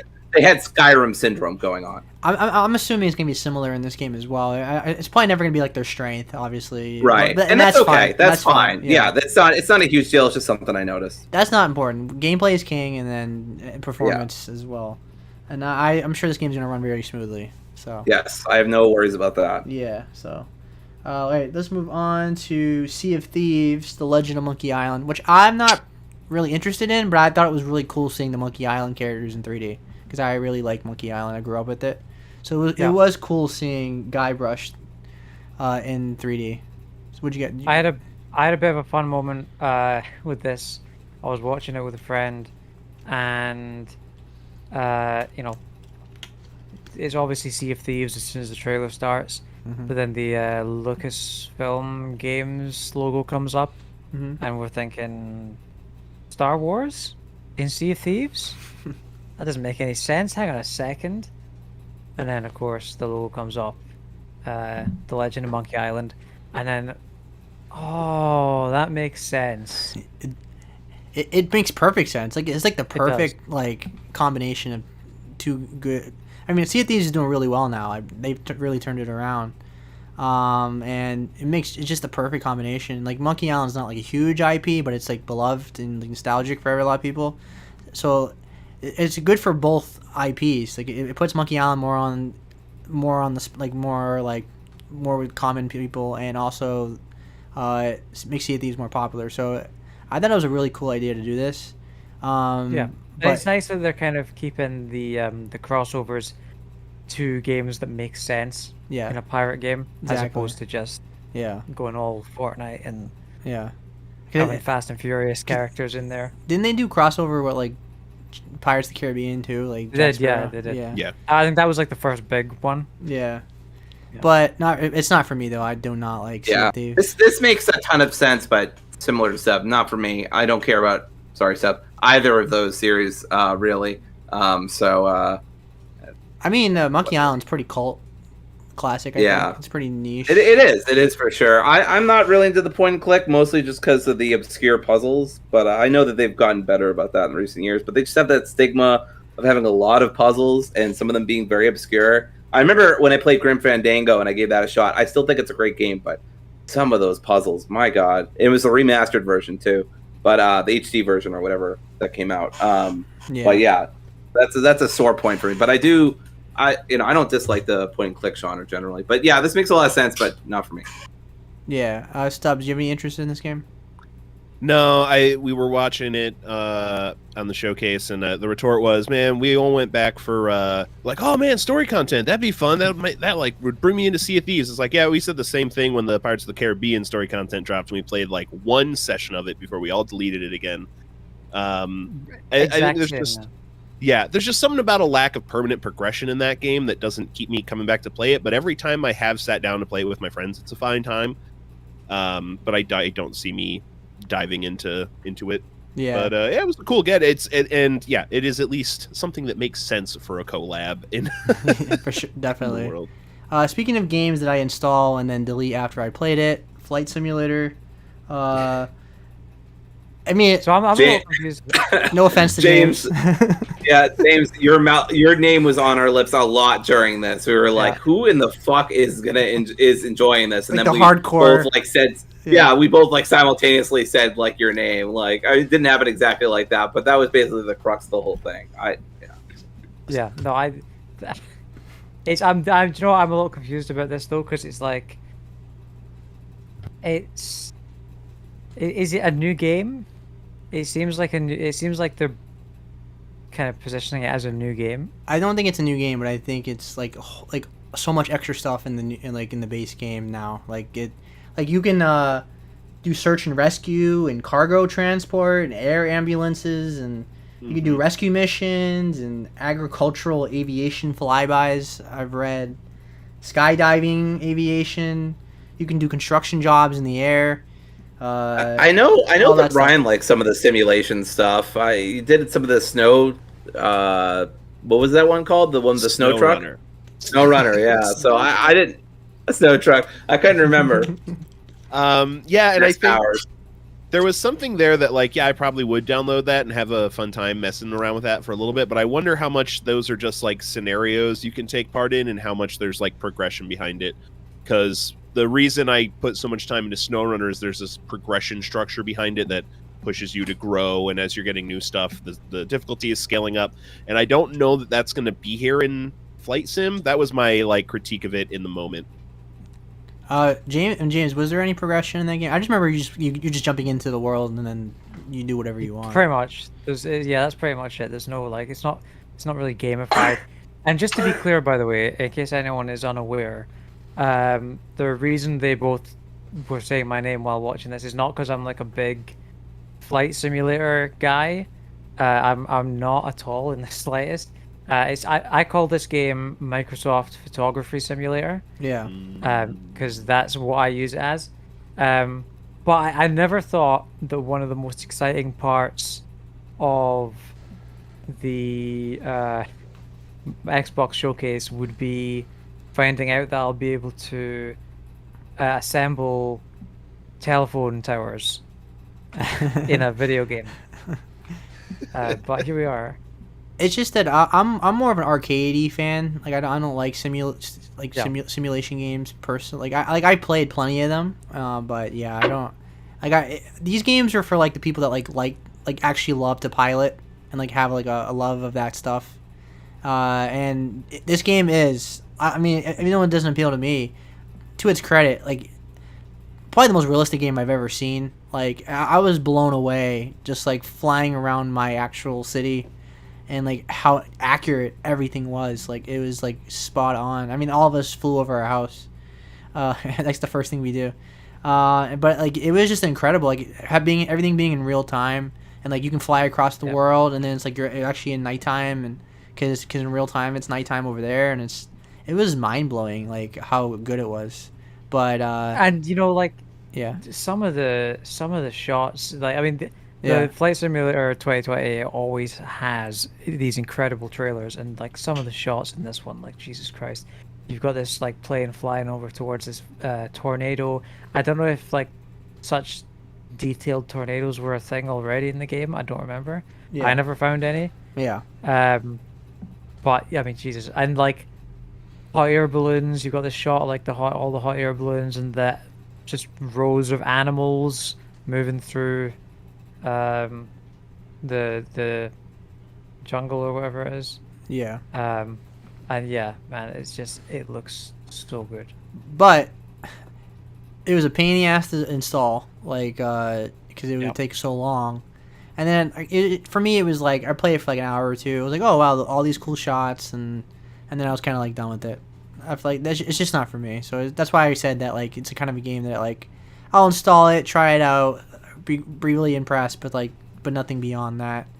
That is the one thing I do hate about Flight Simulator is every single time, without fail, that I go to play it, there's like a 20 gigabyte update. Yeah. That I need to install. I guess you can always stream it, but nobody wants to do that. How does Earth change that much in between play sessions? I know, right? Yeah. So not for me, but really, really cool. So I'm not. Microsoft's probably gonna acquire them at some point if because Asobo, yeah, I mean they could. They're an incredible developer, to their credit, because I love Plague Tale. So yeah. All right, let's move on to Hellblade 2, which I'm already sold on the game. I mean, I'll not have to buy it; it's on Game Pass. But I thought the gameplay showcase was disappointing for this. Yeah. because it was her just standing there basically. I know it was in game and it's a cinematic game because I beat the first Yeah. game, but still, show me some combat. Like, show me what the game like plays like instead of just. Yeah. that. I want to see that too. I was not hot on the first game. In fact, I gave up after a few hours. I found the puzzles frustrating and the combat redundant. I love the story and the writing and the atmosphere and the basically everything else. But yeah, combat and puzzles were not for me, and so I bounced off it. But I'm hoping that this game's better. I found this trailer more annoying than anything else because her voices are just constantly talking, and it's like, I get it, like I understand what they're going for, and I think it's great that they're bringing awareness to that. But I don't know if it worked in this format for me. And I don't know. There's just something wrong with the pacing of the voices that constantly go off and off and off. And in the game, by the way, in Senua 1, it was fine. I didn't think it was overdone. But in this trailer, felt like it was overdone. And I mean, I love Deadpool, so it's not like I'm not against characters having inner digressions or whatever. You know, I talk to myself all the time. So, you know, I'm the last person to criticize that. But yeah, I did not like this trailer. There was no gameplay. It felt like we didn't get anywhere. It didn't tell us anything we didn't already know about Senua. So this was like one of the weakest, more annoying trailers for me. I'm kind of sad to hear that you bounced off the first game, to be honest, Dory, because I really love that game, and I think the combat as well is. I'm a big fan of the combat in that game. I found it super redundant. I felt like you had to keep fighting the same enemies in the same ways that felt kind of clunky. And then more than anything, which isn't a deal breaker for me, but like about a quarter, halfway through the game, I started using a guide for the puzzles because Kim and I couldn't figure it out because Kim and I played it together. And Kim and I together couldn't figure it out. And then we started using guides and we were still confused. And eventually I'm like, okay, this isn't fun. Like, I'm looking at websites more than I'm looking at the video game. And that was like the real deal breaker. I didn't find the gameplay like offensive, but it just felt redundant and just kind of samey, or redundant and kind of like clunky. But the puzzles, I felt like they were just a really aggravating version of I Spy. And I'm not the most observational person, as we know, no pun intended. But I'm not the most observer-ish person. I was really trying to like force a pun there with observation rather. But yeah, so I don't know, it just didn't appeal to me on that level. But narratively, music wise, graphically, everything else I thought was great. So I was sad too. I love a lot of what that game goes for, especially with the voices, because they integrate the voices into the gameplay as well. Like, you know, there will be times when an enemy's coming up behind you and you won't know, and like a voice will tell you behind you. And like that kind of links the story and the gameplay together. It's really cool, and I could gush about it for hours. But I think it's done great in the game, in the trailer. But on that point, I was like, did you guys watch the showcase with headphones on? Yeah. Yes, I did. Yeah, because I was surprised. AirPods Pro. I was surprised to hear, like because they tell you to play one of the first things that comes up when you play the first game is a little text thing that tells you that the experience is much better with headphones on, and to play the game with headphones on, because there's this surround sound thing with the voices in your head, and they're coming from all over, and it's really cool. It's one of the best kind of audio experiences in any game ever. And I was surprised to hear that actually came across if you're wearing headphones and watching the showcase, like even not playing the game but just watching the showcase. You're getting the surround sound, kind of the voices are coming from all over. And like that just elevated the trailer. I'm a little sad it wasn't gameplay and everything as well. It didn't really show us anything new, but that was like a nice fun surprise. Stubbs, what did you think of the first game? I also kind of bounced off it. I think the setting and there's a lot about it to love, but the controls feel very stilted. I don't think the game play is great in the first game. I think if they polish it up, Senua's Saga 2 has a chance to be an all-time favorite. I, much like you said, I'm huge into Viking stuff. I'm my dad's side. My dad's half Norwegian, so it's a part of my history that I really dig. I've read the Prose Edda and part of the Poetic Edda, which is kind of loosely the Bible for Norse mythology. It's a lot of collections of the common stories. So it's right up my alley, but I kind of bounced off that first game hard. This is not the best showing Hellblade 2 has had at for a trailer, but if they can polish that gameplay up, it's gonna be a good time. Yeah, I liked Hellblade. I got the platinum in the first game. I played it like when it first came out. It was like 2015 or it's 2016 or something like that. About that, yeah. I was really impressed with like the sound, like that was the best part of the game was the cinematography and the sound effects. Like the playing with headphones was incredible. I wasn't a big fan of the puzzles either. I used the guide when I played the game, because I was doing a trophy guide and I was trying to get all the trophies. But and I'm curious how people are gonna respond to this game, because I'm curious how many people it's the big exclusive for Xbox. I'm curious how many people that are hyping this game actually played the first game, if they know this game is like 90% puzzles, because if you watch like the last gameplay showcase we got, it gave us like an action, like a third person combat, like Attack on Titan kind of vibe, and they seem like more action based. And I'm curious if this game is going to be very puzzle heavy again, or if they're going to get away more from the puzzles and more into the combat. Because don't get me wrong, there was still combat in the first game, but it was like puzzle, like combat, puzzle, combat. Well, in that sense, this trailer might actually have been a good move in terms of like setting expectations. Sure, but like, if this is the banger for Game Pass, like then it's not a game you should set expectations for. It's a game you blow everybody away. So because the last gameplay we saw was mind-blowingly good. Like everybody was hyped. It looked great.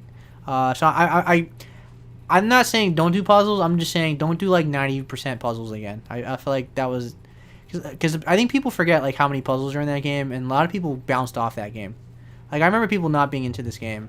So many goddamn puzzles. People are like they're just changing like the past, like I love the whole game. I love the game the whole time. I don't know. Like I remember people being like, there's too many puzzles in this game.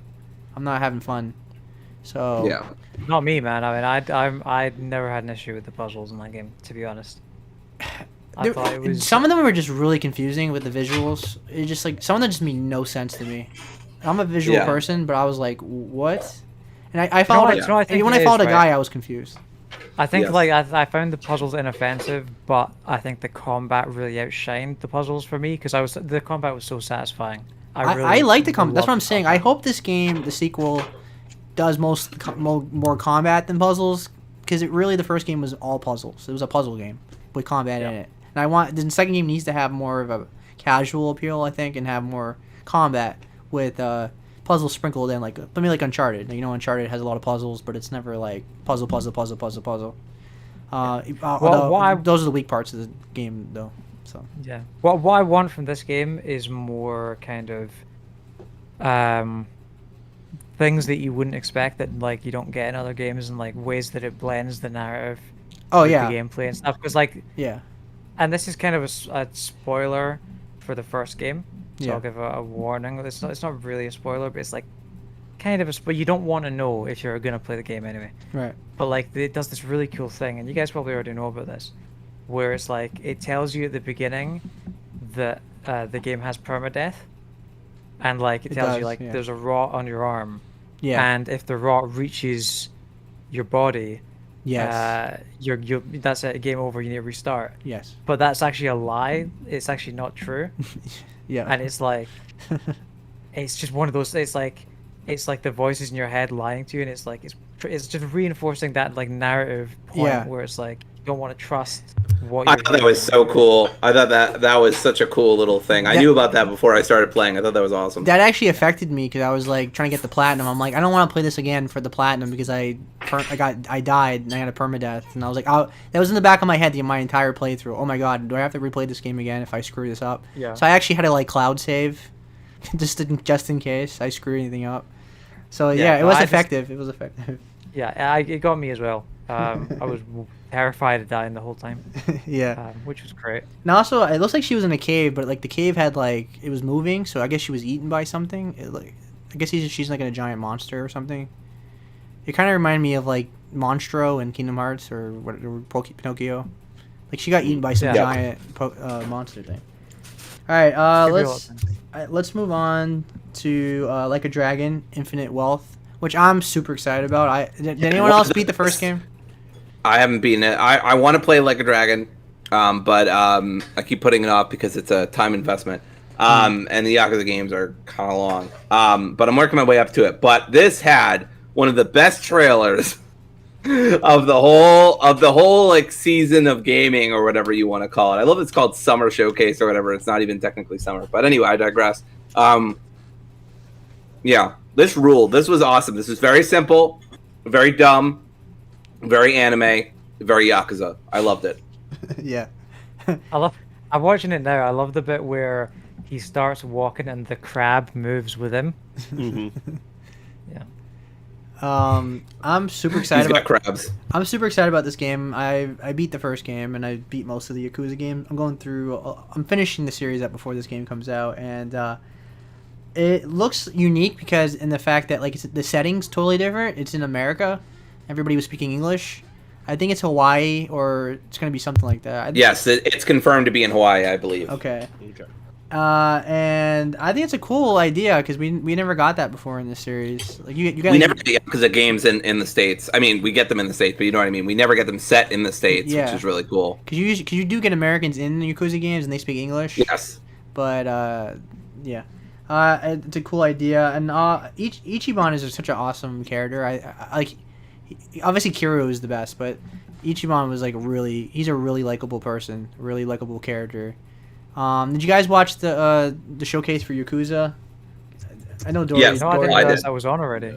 Yeah, that was on at like 11 o'clock at night. Like, was it 2 days ago or yesterday? I think it was 2 days ago. Yeah, it was like 11 o'clock at night. It was very late. It would have been like 4 a.m. for you, James. Yeah. I mean, they didn't really show anything. It was just like interviewing with the cast. And they did confirm that Kiryu is in this game as well. They kind of showed a cutscene where him and Ichiban are talking to each other. Also, that's just the guy's fucking voice. He just talks like Kiryu. I couldn't believe it. Kiryu's Japanese voice actor. Like, Yeah. that's just his normal voice. Yeah. It was incredible to me because Kiryu's voice is so fucking cool. Yeah. The guy just woke up and he just fucking had that. I don't know. That part blew me away. But they did show off the styles and the battle styles and stuff for the Man with No Name, which I thought was cool. And it's incredible how like he's been the voice of Kiryu for like since 2005 or something. Like it's been like since day one, like PS2 days, I believe. I could be wrong, but he's been around forever playing this character. I mean, even Kiryu himself is like in his 60s. Like he has gray hair and everything. It's kind of a spoiler for the first game that he's in the second game because that was a moment in the game. So they spoiled that. But anyway, the game that Dory's talking about. Seeing the combat like with the agent one where you can use drones to fight enemies was really cool. I know we're getting a little off topic because it's not the Xbox show, but they did show this at Summer Game Fest though. Dory, did you see that game? You saw the gameplay, right, for the other one, the Gaiden one? Yeah, just as I started. Oh, the one you mean the Man with No Name or a different one? Yeah, that one. Yeah, the agent. Yeah, combat. That was the really cool. agent one. Yeah, I saw some of the combats. I was watching on my phone and I wasn't like completely paying attention. Yeah. But it looks fun. Yeah, because Yeah. I'm only talking about that because the Infinite Wealth, it's all we really know at this point. We got like 2 cutscenes. Because they confirmed that this beach scene is actually from the game itself. It's not CGI for the showcase. This is actually a scene in the game. So, yeah, that's pretty much it. It comes out early 2024. So we're getting 2 Yakuza games like pretty close to each other. Because the other one's in November, I think November 9th, I want to say. So it's very close to each other. All right. Fallout 76 is coming to Game Pass. Do we have anything to say about that or no? Nope. I don't. Not for me. All right, let's move on. We already talked about Path of the Goddess. Looks great. Forza Motorsport. Does anyone have anything to say about that? Give me a second to get to it. No worries. I'm excited. I'm gonna play it. Forza Motorsport 4 or 5. Now I'm having a brain fart on which one it was, but I sunk a lot of hours into one of those and really enjoyed my time. Gran Turismo didn't hit as hard for me as I wanted it to, so I'm hoping for Motorsport. Hell yeah. Same position. Gran Turismo 7 sucked. I've not been shy about that. So a lot of hope riding on this one. Also, they didn't just have one car on stage; they had two cars on stage at the Xbox Showcase. I'm very happy about that because it's Yeah. been a while. So, so Stubbs, you generally like simulated like car simulators, like racing sims? I'm big on racing simulators. I've had 2 different racing wheels for. God, when did I get the first one? I got the first racing wheel with Gran Turismo 5 on the PS3, and I only recently replaced it last year. Not like a Fanatec $1,500 wheel or anything, but a wheel with pedals, a separate 6-speed shifter. And I will. Endurance races were my favorite. I would kill a bunch of endurance races, come home and race for like 4 to 8 hours straight the same track. Yeah. Yeah.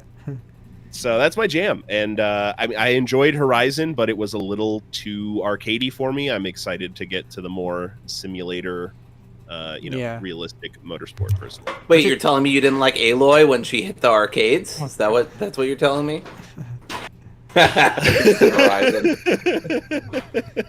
I'm the opposite. I prefer the arcadey stuff, so I like Horizon better than the motorsport games. But I do play The Sims though. I have Gran Turismo. I quite like it because I played it in VR, which is really awesome. And PSVR 2, it's incredible. And I just beat Grid Legends because it was on PS Plus, and I liked it. I'm not a fan of that sport at all, but I still liked it. So I can like these games. I'll probably play this game. Probably won't beat it or anything. I'll probably play it for an hour or two. Look at the visuals because I'm sure the visuals are gonna be incredible. But it's cool. Totally expected. Like we all expected to come out in October. I think we all predicted that. So yeah, it's. I was kind of expecting it to come out before Starfield, to be honest, but you thought so? Yeah, I thought so, but I'm cool with it. I'm just watching the trailer now. It's a loaded month. Like that's October is just loaded. Yeah, but different audience though. That's a different audience. Yeah, like there's a lot of stuff in this trailer with the menus and the car customization stuff that I'm not gonna mess with, like stats and all that kind of. You don't stuff. mess with that, James? I don't mess with it. Do you mess with that? I'm going to spend 15 hours fine tuning 1/100 of a degree back and forth on sway bar tension. This man broke the code for Kingdom Hearts Birth by Sleep and just had an unstoppable build by the time he was done. He was like tinkering the systems I wasn't even sure fully existed, and you know me with Kingdom Hearts, so he can get dedicated.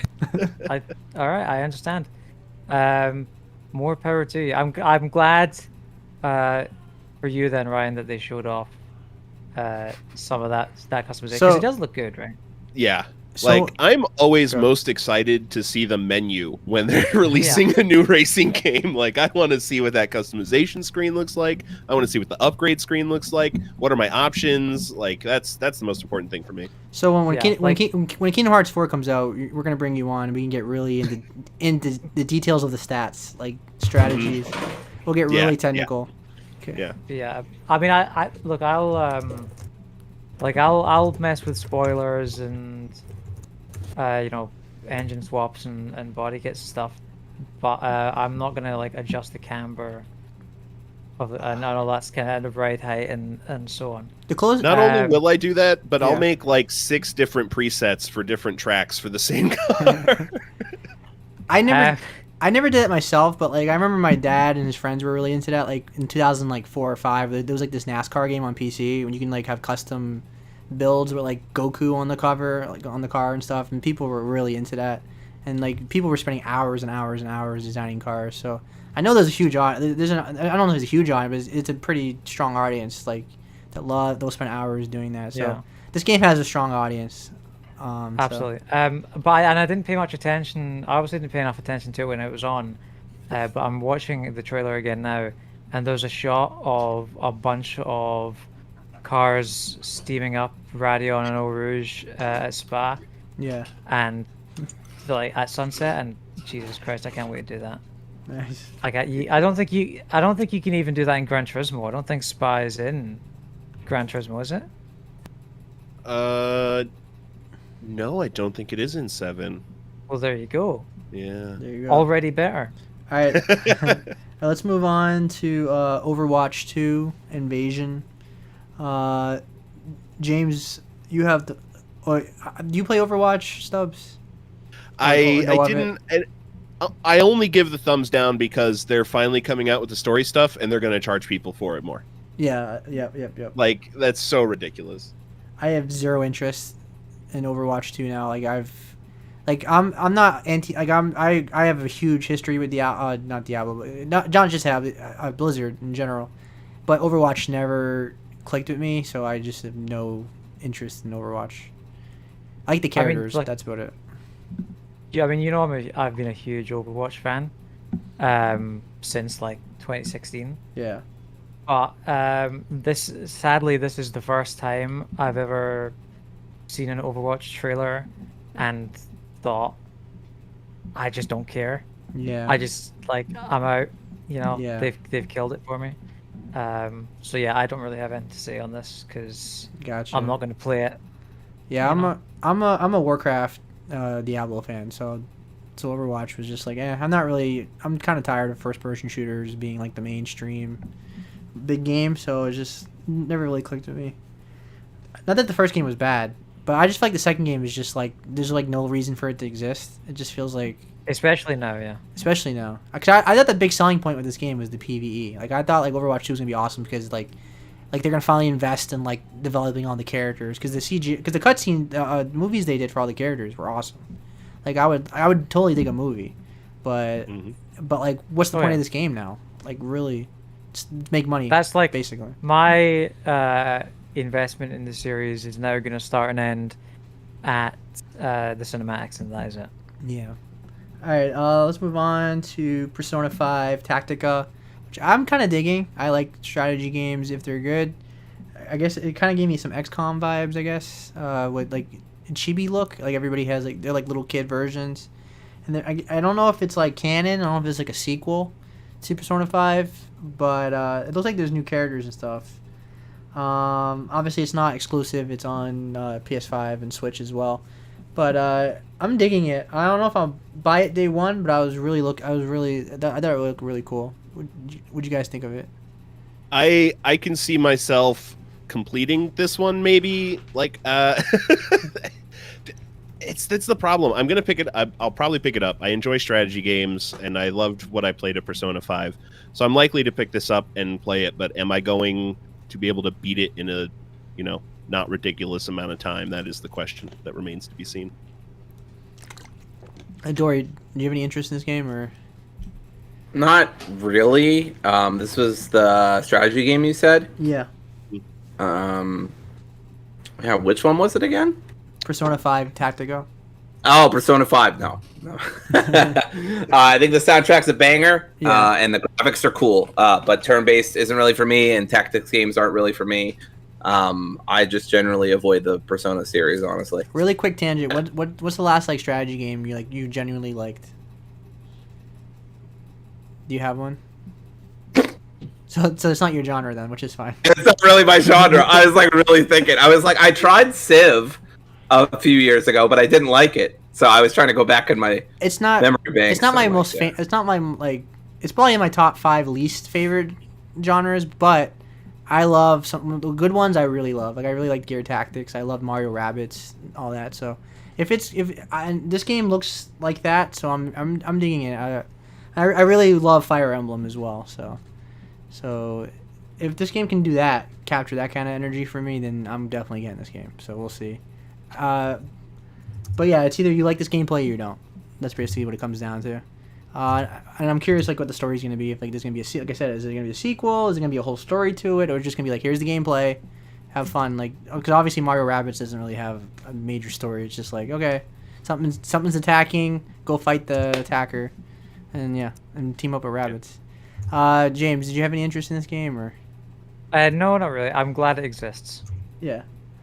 But that's it. But man, are they milking this series? Persona 5. Oh yeah. It's the new Great Skyrim. time to be a Persona fan, right? It's the new Resident Evil 4 Skyrim. All right. So next game is it Jusant? Which was that? Jusant? Yeah. Now this game isn't exclusive. It is on every platform. It is from Dotnod, which is they're venturing in different games now. Like they're trying a bunch of stuff out. And basically the game is like an action puzzle climbing game. Basically climbing most of the time. And I thought I really liked the animation. Like I really like a unique style to it. It was kind of giving me Shadow of the Colossus vibes in the look of it, or like Ico. What do you guys think of it? I'm very excited for this. This looks like a lot of fun. I think James might be more interested when I tell him that I feel like, and we all felt like when we were watching it, it looks like it could have been made in Dreams. This kind of looks like a Dreams game. It does look like Dreams. He said it. He said the word. Everybody hide. It does, though. It does. It's got the kind of paint early kind of style. Yeah. To it. Be prepared to be here for another hour now. Yeah. We've got a hostage situation. Yeah, have you guys played Dreams recently? Can't say that I have, James. Can't say that. It's a pretty little game I tried. No, yeah, no, I like this a lot better than the game Don't Nod showed at the Summer Game Fest. Mm. My only concern, Banshee, I think it was. Yeah, but my only concern is they're doing what Telltale did and kind of biting off more than they can chew. Yeah, because Vampire wasn't that good. Yeah, but just like in terms of having like 3 or more projects going at once. Yeah. I think 'Cause that's kind of what killed Telltale, right? Yeah. Don't Nod is like the hesitation here, because Don't Nod is a little hit or miss, because they're a AA studio trying to be more than a AA studio, which can just be hit or miss, but it looks like a good time. Yeah, I'm digging it. For sure. Like I really like the animation, and I like the idea of just the climbing and stuff. Like it feels like a cool, chill game, probably with great music and stuff. I just hope it doesn't overstay its welcome. Like if it's a nice pace to it, then it'd be perfect. I almost want like a Journey experience out of it. Is really right. Yeah. I think Journey has the perfect like length to it. It doesn't overstay its welcome at all. Yeah. And also don't bring up Journey with James as well. We won't do it for another 2 hours. Just made it 2 hours longer. Like those are 2 games you should never talk about around James. My God, it's like it's made. I think I don't think Journey's overrated, but I think it can be overrated, and James just like he just couldn't handle that. It was literally one of my 3 favorite games of all time. It's not overrated. It's just people say it's like the greatest PlayStation game of all time. And I think when you start putting it on that pedestal, I think it gets overrated. But I still think it's incredible. No, you're right. It's only the 2nd greatest PlayStation game of all time. Not even the top 5. Not even in the top. Right 10. behind Sly Cooper. Actually, I really like it's behind Sly Cooper 1, Sly Cooper 2, Sly Cooper 3, and Thieves in Time. Okay, all right. Anyway, I really like the tagline for this as well. Climb, fall, 2023. Yes, I thought that was brilliant. That was low key one of the best parts of the whole showcase. Climb, fall. I thought that was so good. That was very good. Doesn't work quite as well in European markets. But yeah, I'll call it autumn. What do you call it? Yeah, autumn. Okay, wow. Which is more sophisticated. You guys lost the war for a good. Well, not you guys, but lost the war for a reason. Anyway, let's move on to Still Wakes the Deep, which was like a horror first-person game. It kind of gave me Amnesia vibes. I believe it's not exclusive either. Yeah, this seems like a really great post-rock album, but I'm not sure what it's doing on a gaming showcase. No, but seriously, I don't know what the fuck to make of this. I just want to make a post-rock joke. I mean, they didn't show much. It was on an oil rig. They showed nothing. It was like a 20-second teaser. I feel like we've gotten a lot of fishing horror games lately. I don't know why.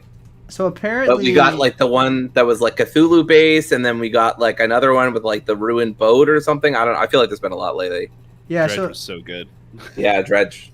Yeah. So the people that made this is a British studio called The Chinese Room, and they made Amnesia. They made a Amnesia game.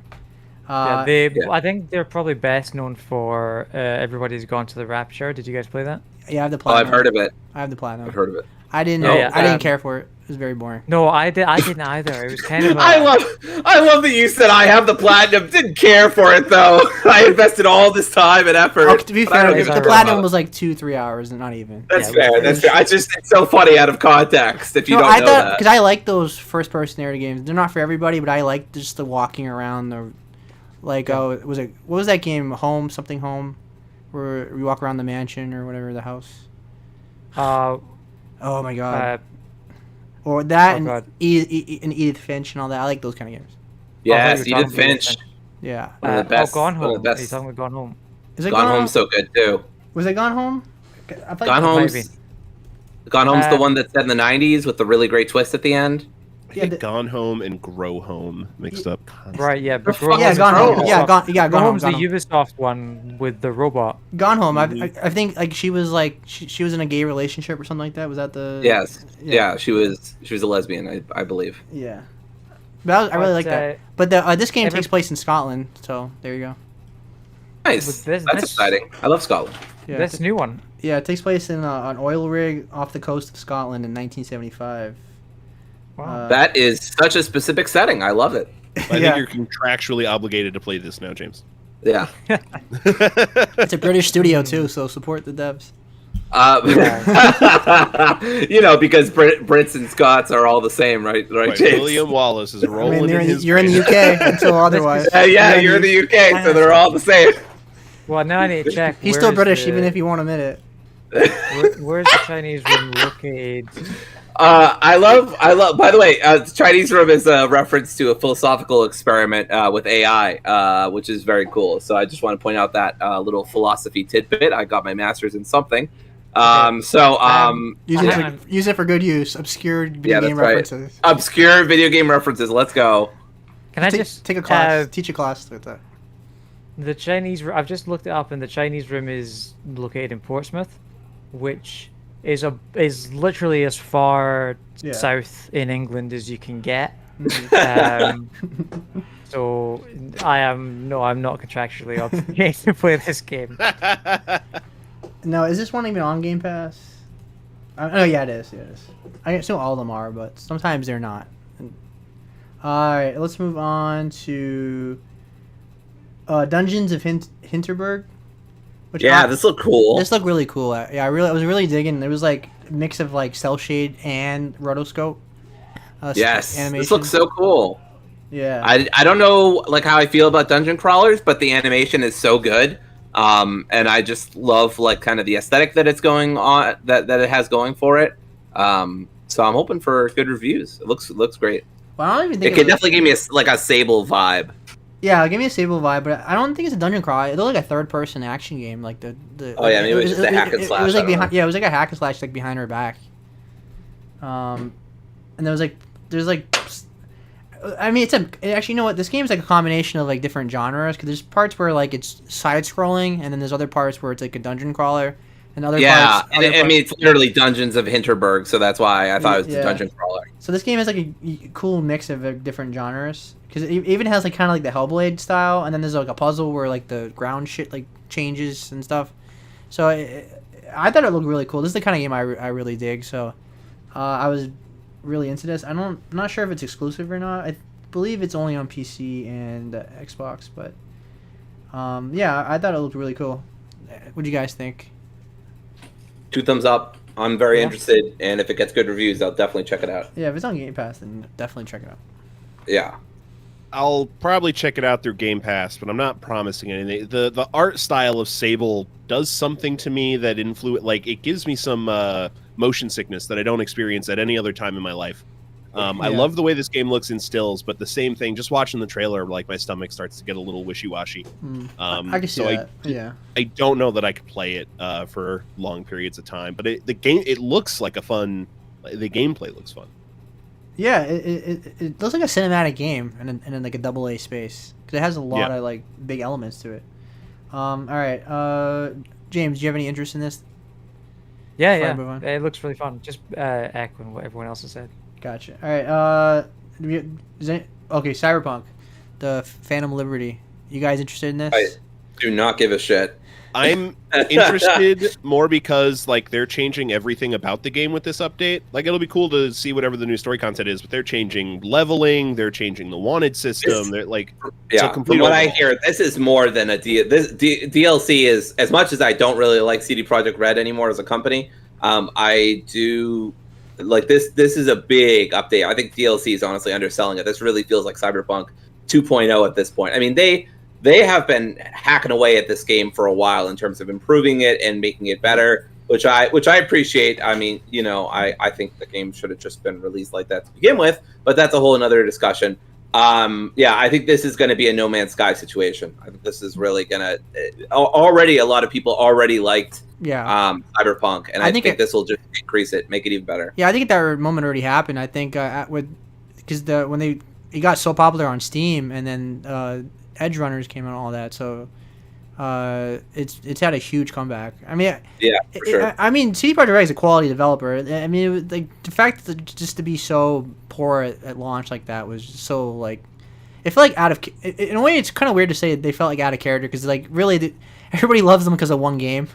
Because like we talked about them like they're Rockstar or Naughty Dog. They love them. They love them literally because of Witcher 3 and nothing else. No one ever talks about Witcher 2 or 1 or anything else CD Projekt Red has ever done. It's just Witcher 3. Yeah, I felt like they should have just maybe waited and just delayed the game. But either way, it came back, so it's kind of water under the bridge now. It looks like good DLC. Dor, you said you don't like the company, but you know what I think you do like? Yeah. Keanu Reeves on stage again. That was great. Hey, I will always take my man Keanu Reeves on stage, and if we got to go through CD Projekt Red to do that, then I will. I'll make lemonade out of lemons here. But yeah, no, that was cool. We already talked about Nick Cage, but we were comparing that to the Keanu Reeves. Yeah. And it's so funny. He so nonchalantly came out. I was like, "Hey, everybody!" I was like, "Whoa, hey!" Not that it was super surprising. Obviously, he's so likable. It can't be said enough, right? It can't be said enough. He just seems happy to be there, which is the most important thing. Yeah. Yes. You know. He seems very wholesome and chill.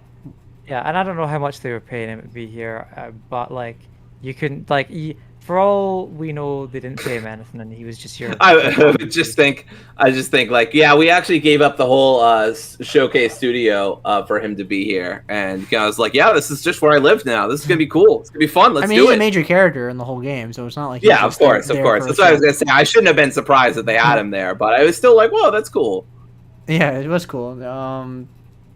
It's good too because like he was there for the first one, but now he's like back in this big new DLC. So it shows like he's obviously committed to it. Yeah, to some extent anyway. My only thing though is like it comes out September 26th, and that just feels like the worst time for me to play that game right now. Like there's just way too much in that time for me.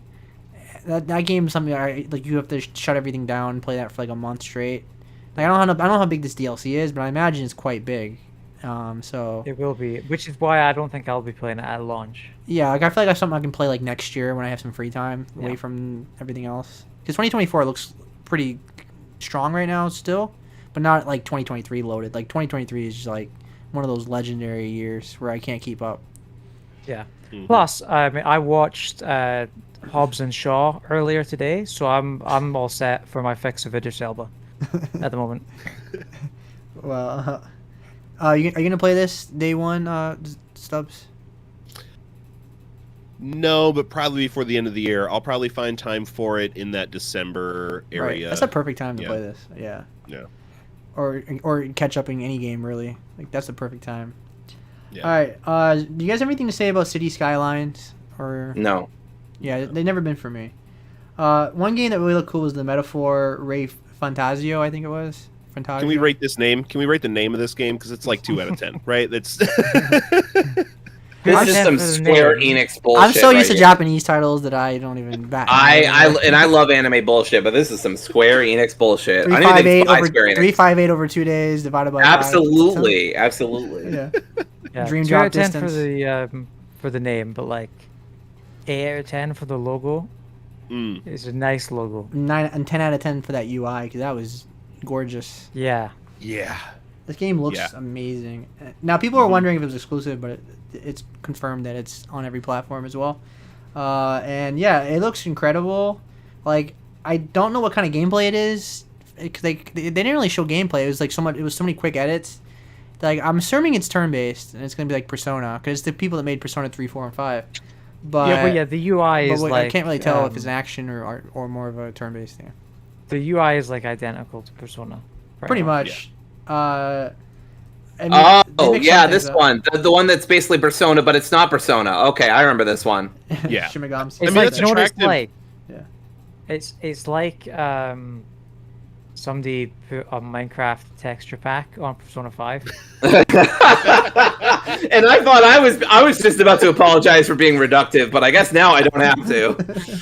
The animation I is think- so clean though. Sorry, go ahead. Oh yeah. No, I think it's great for a lot of people. So many people like see 4 or 5 at the end of the game title and just like, well, I got to play the first ones before I jump in here. So like to have the studio making a new IP, everyone can get it on the ground floor. I think it's going to be attractive for a lot of people who have been curious but in hesitation for that reason. It's a shame too because you don't have to play any of the previous games to play the Persona games. Like they're all, it's like Final Fantasy. It's all its own unique story. So And people will still sit Yeah. and wait until they play. Yeah, exactly. So, Yeah. so like for those people, this game's perfect because they'll get to get in on the studio and their style and everything, but yeah, they don't have to worry about 500 hours of gaming. right. But like again, really cool get for Microsoft. They really, like I said, they're doing a great job with getting like these Japanese titles like on Game Pass, not exclusive, but on Game Pass day one. Because like I said, this is all Atlas, obviously it's Sega. But yeah, I was really digging this. This is one of the best games they showed at the showcase. I was really hyped from what I saw. 'Cause I'm a big Persona 5 fan, and I really like Persona 4 as well. I didn't play 1, 2, and 3 because I was too young when those games were like out. So anyway, we're almost done. We got 2 games left. Next game was Towerborn, which is the people that made Banner Saga. I was really digging this. It was like a side-scrolling like beat 'em up kind of game. Where Castle Crashers Castle vibes, Crasher, like, yeah, that's what I got. Castle Crashers vibe immediately, which I really like. So this is the kind of game like we can play together and really have a blast. Because I was really digging this, and it comes out next year as well, which is cool. What'd you guys think of this? I thought nothing of it. I saw it. It went. It came. It went. I moved on. Oh, okay. James? Sorry, wrote I it mean, down. I'm really hit or miss on the beat 'em up genre. I always like struggle with the x-axis and y-axis, at least when they're side scrollers. I was playing TMNT Shredder's Revenge recently. Every enemy that was in the air was the bane of my existence because it was so hard to goddamn hit them. So I don't know if it's that kind of beat 'em up game. I honestly don't remember this trailer very much at all. I just remember seeing the title and thinking, yeah, probably not for me. Yeah, I wrote it down. I got a couple people I know we're going to be downloading this on Game Pass and really having a good time. Just, playing games with the boys. Exactly. And there's the other side of the spectrum. See, we got the full spectrum on this podcast. Couldn't care less. He's already got dinner plans, so we're Yeah, good. I'm the same way. This is definitely a game that I'm gonna pick up with my friends and have a blast. Like this is that kind of game. Maybe I'll go check out the trailer because I sincerely do not remember the trailer at all. I mean, I've watched a lot of fucking trailers this month, and then the month is like barely halfway over, so this one might have just slipped through the cracks for me. It doesn't sound like a bad time. Because you go left and right, but there was some parts where you go like up and down too. I thought like they're just. So yeah, I'm really digging this. Is my kind of game. I really like beat 'em ups. So, all right, and then It does look good. Then finally, which is personally I thought it was the coolest game they showed at the showcase. Was Clockwork Revolution, which it gave me massive BioShock Infinite vibes, and not in a bad way, like they're copying it, but like I love that steampunk aesthetic to it. I was totally blown Did we away say by it. anything? I know we said something during the predictions about In Exile, whether they were going to be there or not. I don't remember what we predicted though. No, I mentioned them, and you guys were like, "What games did they make?" And I'm like, "They made Wasteland," Yeah. and you guys were like, "What? What's Wasteland?" Wasteland's so cool. Well, I knew what Wasteland is because I always see Twitch stream popping up for Ryan and I was the gonna say, boys playing. another Wasted. Sorry, another example of Dory like not playing strategy games. Absolutely. What is I have Wasteland? no fucking clue. What And is that's Wasteland? one you'd like. That's way more like Divinity or like Baldur's Gate. Like Yeah, it it's Okay. yeah. But This looked really cool. I don't know what it is, but apparently it's BioShock season, and everyone's decided to get in on the hunt because there is this, there is Judas, I think, Yeah. and there was another third game that also looked like BioShock.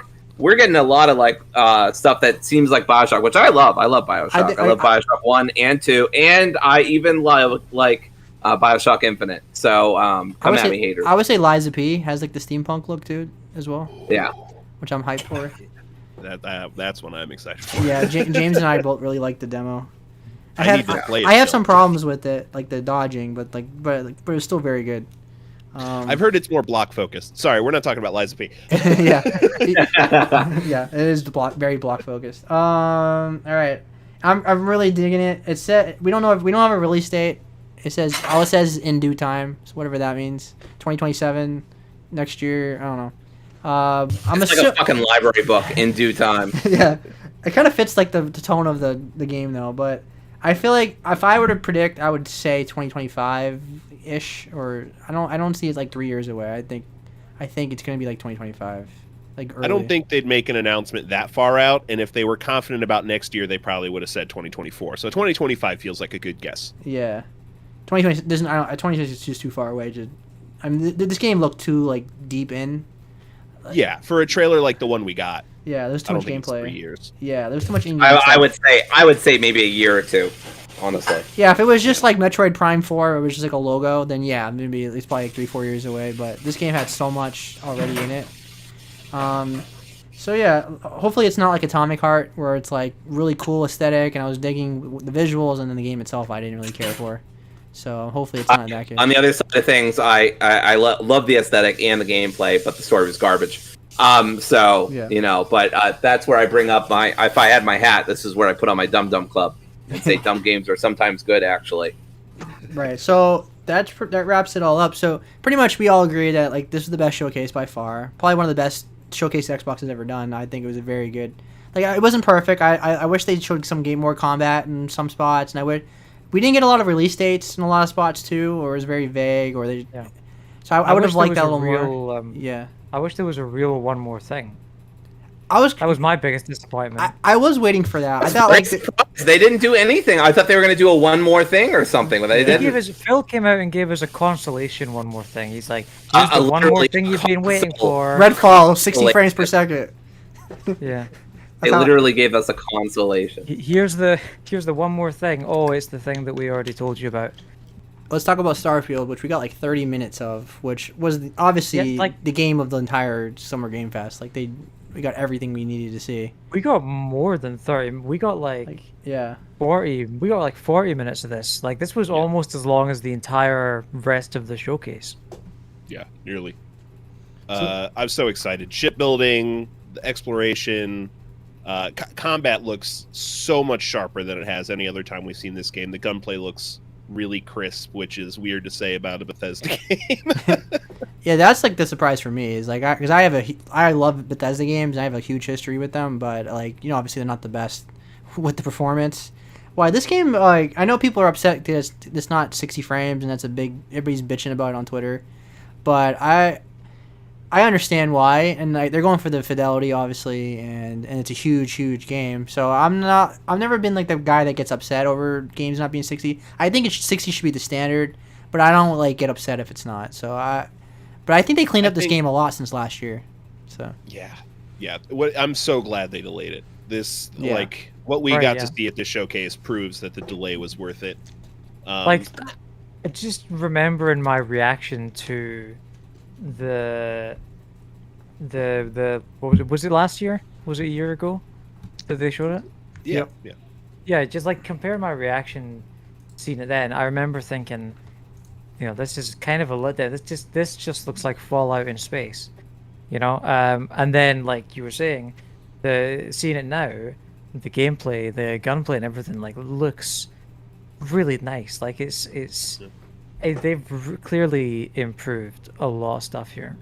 Even the visuals, like they showed the same town from like last year and this year, and it was like so much more detail. It was such a huge difference because like when we watched it together, the Xbox Showcase last year, we were all kind of disappointed what we saw. We were like we were not blown away. We were kind of like Like I know the writing and stuff is gonna be good, but I was like this animation and the performance just looks off. Like what a difference a year makes. Like wow. Yeah. Oh yeah. So what jumped out to you guys besides like the difference from last year? Well, I have something for this. Yeah. The most exciting thing that I got from this huge showcase thing was the what do they call them again? Like the traits, like that you can get, like where you pick it and it's like they're totally optional, and you get like positive bonuses and negative bonuses. Ooh, Yeah, yeah, what, yeah, yeah. yeah, what was that called? I'm forgetting. Is that trait? I know what you're talking about though. Yeah. Yeah, I'll find it, but like, yeah, it's like a thing where like you can pick these traits for your character, and you get positive kind of buffs, and you Yeah. also get negatives, and they're totally optional. You don't have to run with any of them. But like, it's really, it's not like super insignificant stuff like most games would have, where it's like plus 10% weapon damage, but you also take more damage. It's like it's cool. It's cool stuff like you get additional missions, or like there's like the bounty hunter one, or no, not bounty hunter, but like there's one where you've got a bounty on you, and so you get some kind of benefit to that, like you do better in conversations or something like that. But also, bounty hunters could appear at any time and try and kill you, Yeah. and it's like stuff like that that actually like changes what happens in the game, Yeah. which was really cool.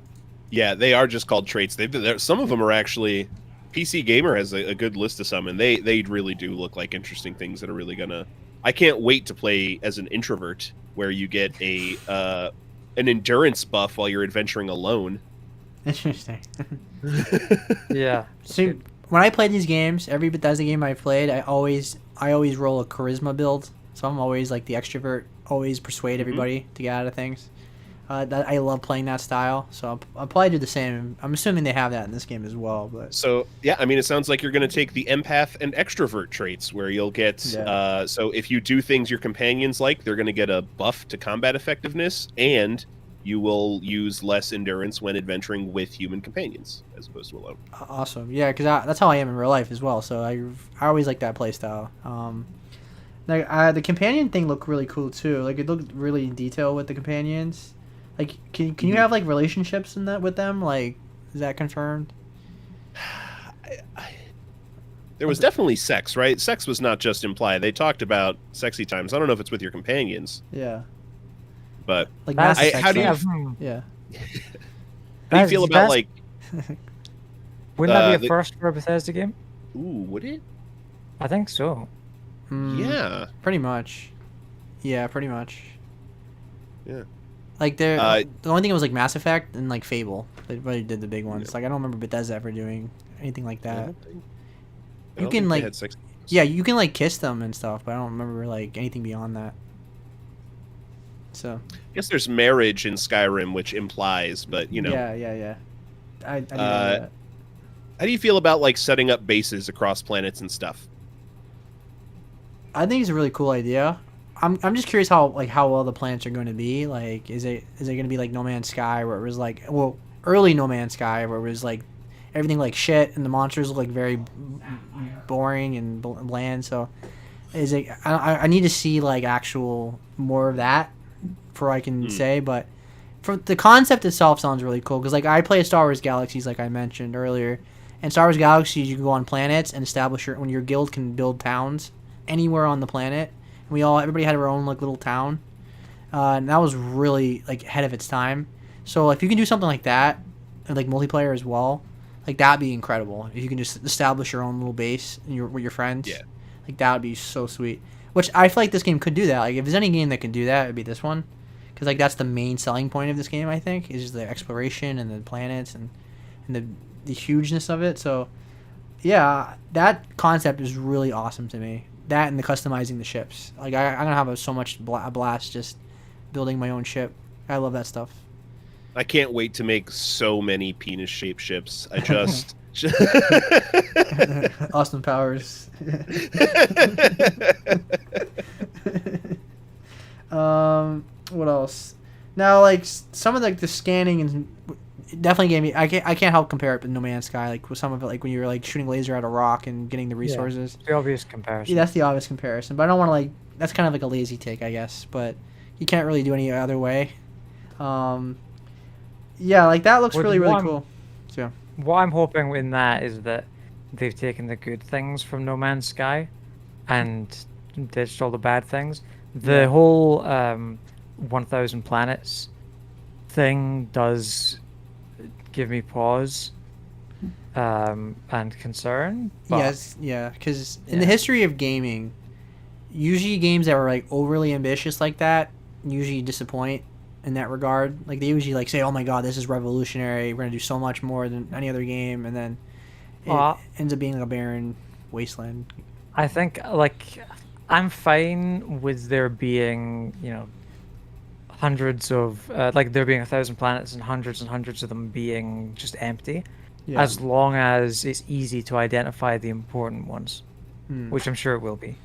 Yeah, I'm Yeah. curious. Did they show the map, like what it looks like in like we saw a space like exploration and stuff, but did they ever show like a map of like what? There's like a star map kind of thing. I just saw it on the trailer. I'm assuming you can um, fast travel to your planet, or do you have to Yeah, fly? so it's kind of, it looks very much like, I mean, it looks almost exactly like the Mass Effect Yeah, map, kind of galaxy map thing. yeah.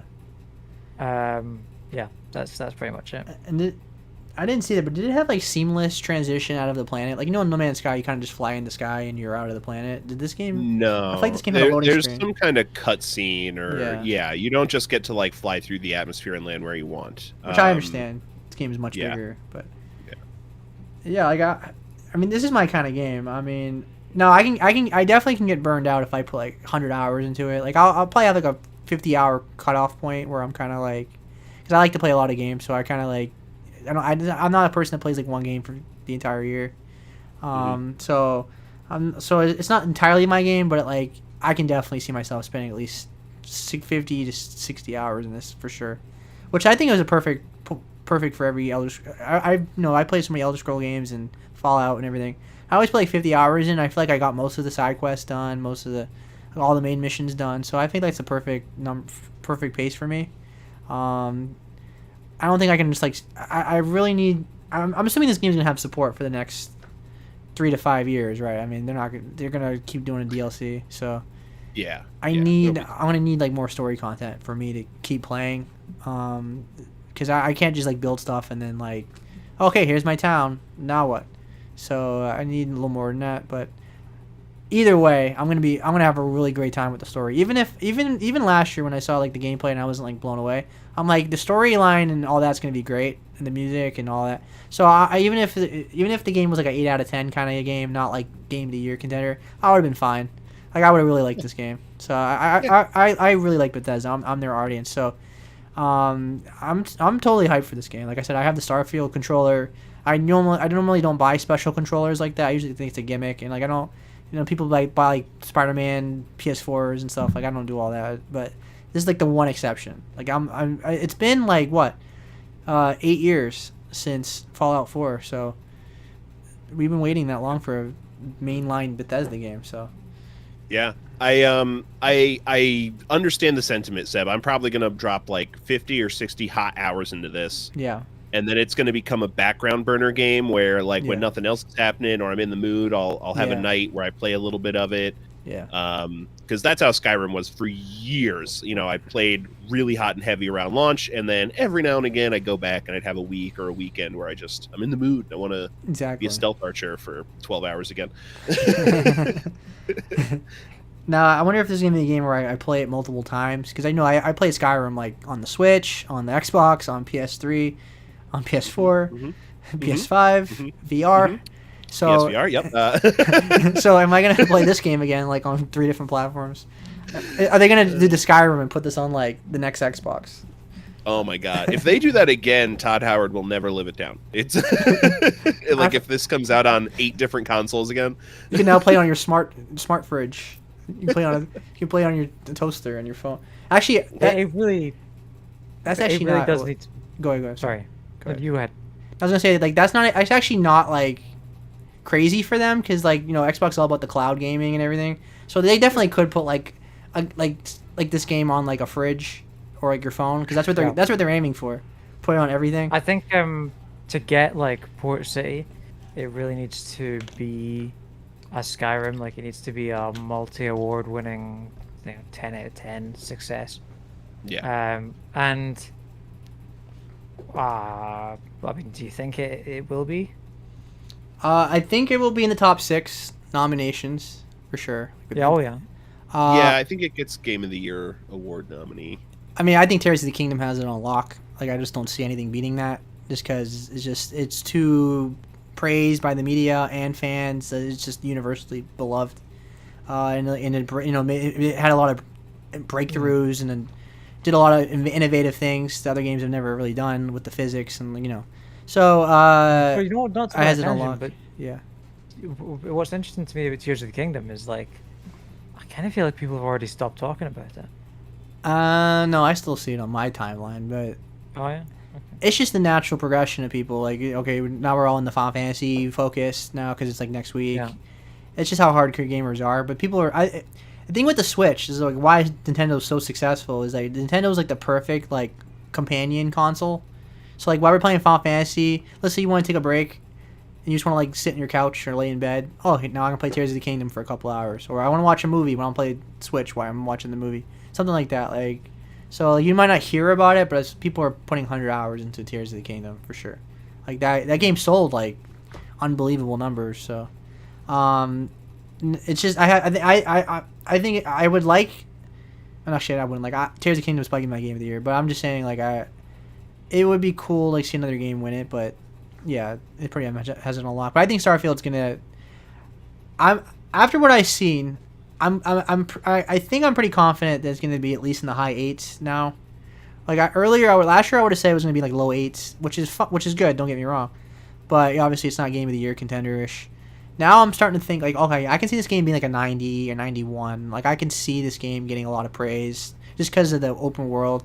I mean, from what I saw after the showcase, everybody was impressed. Like I didn't really see any negatives. Only negatives I saw were like from fanboys, obviously, or people that weren't really digging it. But from what I saw from the media, it seemed like everybody was really praising the shit out of this game. So I'm pretty certain this game's going to be a nominee for sure. Brian, what do you think? Do you think it lands the 10s? Ooh. Oh, 10? No. 10's tough. I think it can get into that 90 area for at least a good handful of reviewers. Man, 10s are so difficult, though. Yeah. Depending on who's reviewing, there's probably a reviewer or two out there who it's the perfect game for, and they're gonna give it that 10. Yeah. But I don't think it's gonna be sweeping across the cover. Next year, there's not gonna be the Game of the Year edition of Starfield, where it's got 15 different 10 out of 10 reviews on the cover. It's such a different concept now because it's on Game Pass. Like, 'cause normally I would say like it's usually a good idea not to play these games day one, like Bethesda games day one, because you just wait for the Game of the Year edition and get everything, and then you'll have an amazing experience. But now it's like you just can have a subscription. So I'm curious how they support this game down the road. Is like, is it gonna be free? Do you have to pay for the DLC? Because not everything on Game Pass is free. Like sometimes the DLC you gotta pay for it. So I don't know, but yeah, I don't see this game getting 10, 10, 10, 10 like Zelda, but I do think I can see this game getting like 9.5, 9. So I'm feeling it's going to be like in the 91, 92 range. It wouldn't surprise me, which is obviously incredible. But even if it's like 88, like that's a great score. Like that's amazing. Yeah. But that's like the Spider-Man range. So it's like it's not Zelda.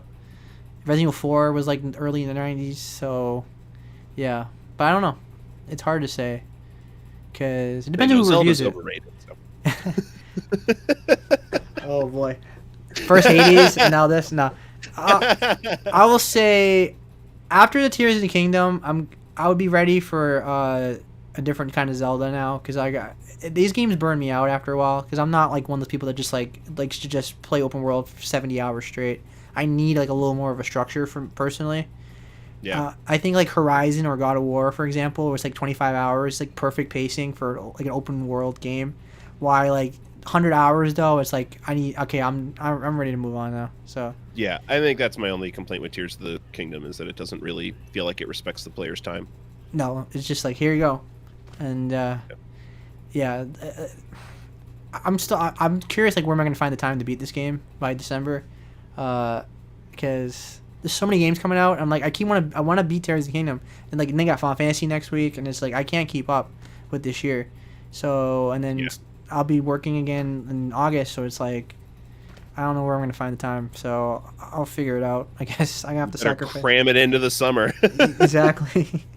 But anyway, we're getting off topic. But James, go Do ahead. we want to talk about the fact that Starfield was the second game in the Summer Game Fest season to have a Transformers character in it? Did it? Yeah, there was a ship that looked exactly like Optimus Prime. Oh, I didn't even put that You together. don't remember that? No. I'm convinced it wasn't an accident. Yeah. Yeah. By the way, Stub, did you get the headset as well? I didn't, because I just have too many headsets at this point. Same. I literally just yeah. bought one again. I bought a PC 38X, which is like ones all the audio files recommend for a headset. Hmm. And I can use it for PS5, Xbox, and PC. So I was like, I've got the PS5 the big 3D one. I've got an old Audio Technica headset, and this is some Sennheiser HD 300s or 600s. I was thinking about getting one of those like Sennheiser, because that's the one I just bought is a Sennheiser, but it's like a headset. Yeah. Yeah, they make amazing headsets. Absolutely. Like I have a Tiger, was it 3800 something? Tiger something, 3 something. Anyway, and someone recommended it to me because it's back-ended and everything, and I was gonna add a mod mic to it, but I was like, you know what? I just need a nice headset where I can play with my friends and not spend another $80 on a mod mic, or even it's like $120 I think, that mod mic. So I was like, you know what? I'll just get a nice headset with a nice mic, because I was gonna get the InZone with Sony, and I was like $300 and the mic sucks. Like, nah. So I was like, nah, never mind. So yeah. Is there anything else you guys want to talk about when it comes to Starfield? I feel like we hit on pretty much Yeah. everything. You can board ships. You can go in space. Yeah. What? I'll say I was listening to the music, and the main theme was like 8 minutes or 10 minutes long. And I was gorgeous, absolutely gorgeous. The soundtrack is probably gonna be my second favorite soundtrack of the year, because I think Final Fantasy is gonna blow me away. Because James knows I love the orchestral, like epic music kind of stuff, and so. But like the music in this game was like movie quality. Like there's like a whole London orchestra. Like it's like they're putting all the effort into the music. It's not just tacked on. There's a really nice in Starfield Direct. Yeah. It's very specific. There's a woman talking about how she is collecting sandwiches as part of her playthrough, and whoever edited the Direct together has made a very nice fade transition where there's a floating sandwich and it turns into a planet. What number? Like what time? What's the timestamp for that? 1 hour 33 minutes 40 seconds. Oh, so I'm on the wrong video for that. Which video are you on? Just the whole Xbox Game Showcase. Oh, okay, Starfield what was Direct. it? What was the number again? 1 hour 33 minutes 40 seconds. 1 hour 33, 40 seconds. Oh yeah. Very nice. Yeah, that was very sweet. Yeah. Yeah, like this game's gonna be really, really good. It's gonna be great. Bethesda is, when they're at their best, they're like one of the best developers in the world. So, I'm pretty confident now, from what I'm seeing, that this game's gonna be a Game of the Year contender. It looks very innovative. It's gonna be. I can see this game being beloved. Everybody, like, the hype is unreal now. I didn't see, because I remember like last year, everybody was like kind of lukewarm about it. It was like, eh. Now everybody's like my entire timeline is the Xbox controller. Everybody's buying that controller. Like literally because I follow a lot of hardcore gamers, and it's like, oh, I just bought the controller. I just bought the controller. I just bought the controller. And then me today, oh, I just bought the controller. So Is it like a limited thing, or no, it's just like, it's like the best. It's such a good looking controller. Like everybody just wants to have it. And it feels nice. like It's and got it- a little and it feel- rubberization. Yeah, and the triggers are like you can see through, and it feels really nice in the back. It's yeah? it feels like a really expensive controller. Feels like a premium controller. So I'll make it up. yeah, it was $80 for me at Best Buy. Woof. Yeah, but it's gonna be my main I controller ordered- now. I ordered it for $70 direct off Microsoft site. I Yeah. believe. There you go, Seb. You got ripped off. No, it's just like I don't know about him, but in Florida we have like a sales tax and everything, so it turns in. So it's like $70, Oh. but then it's like shipping and then plus the tax ended up being like Yeah. 78, I think. I didn't pay for any shipping. It was free shipping over 50, if I remember right, or whatever it was. Tax was probably close. It's like 6.35 in Connecticut. So Oh, it's okay. something. Yeah. So maybe just Best Buy was like more expensive. I don't know, but I mainly do that because I have a Best Buy card and I get like no interest if I buy with a credit card. So I always go through them for electronics.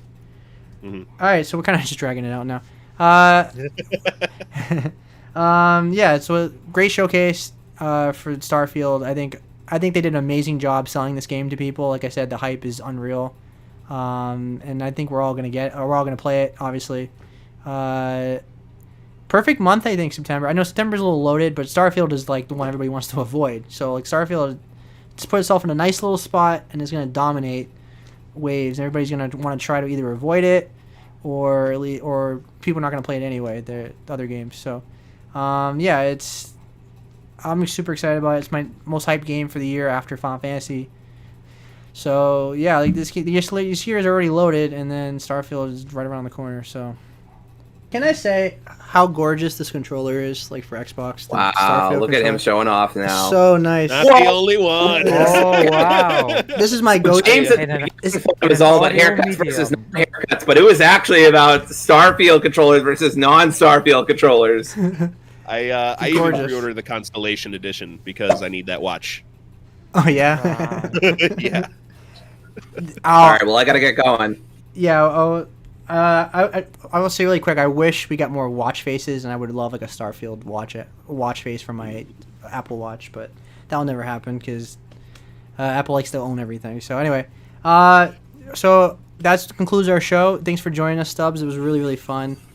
Thanks for having me. This was a Thank you, blast. Ryan. Appreciate you, buddy. Yeah, we gotta go because 86. We won't be returning your calls anytime soon, but other than that, Dory wants to watch her wrestling, so we gotta wrap it up. So look, CM Punk's about to come back on. All right, I can't miss it. Leave me alone. all right, you all have a good night. Thank you guys. Take care. Thank you. Bye, everybody. Bye. Bye.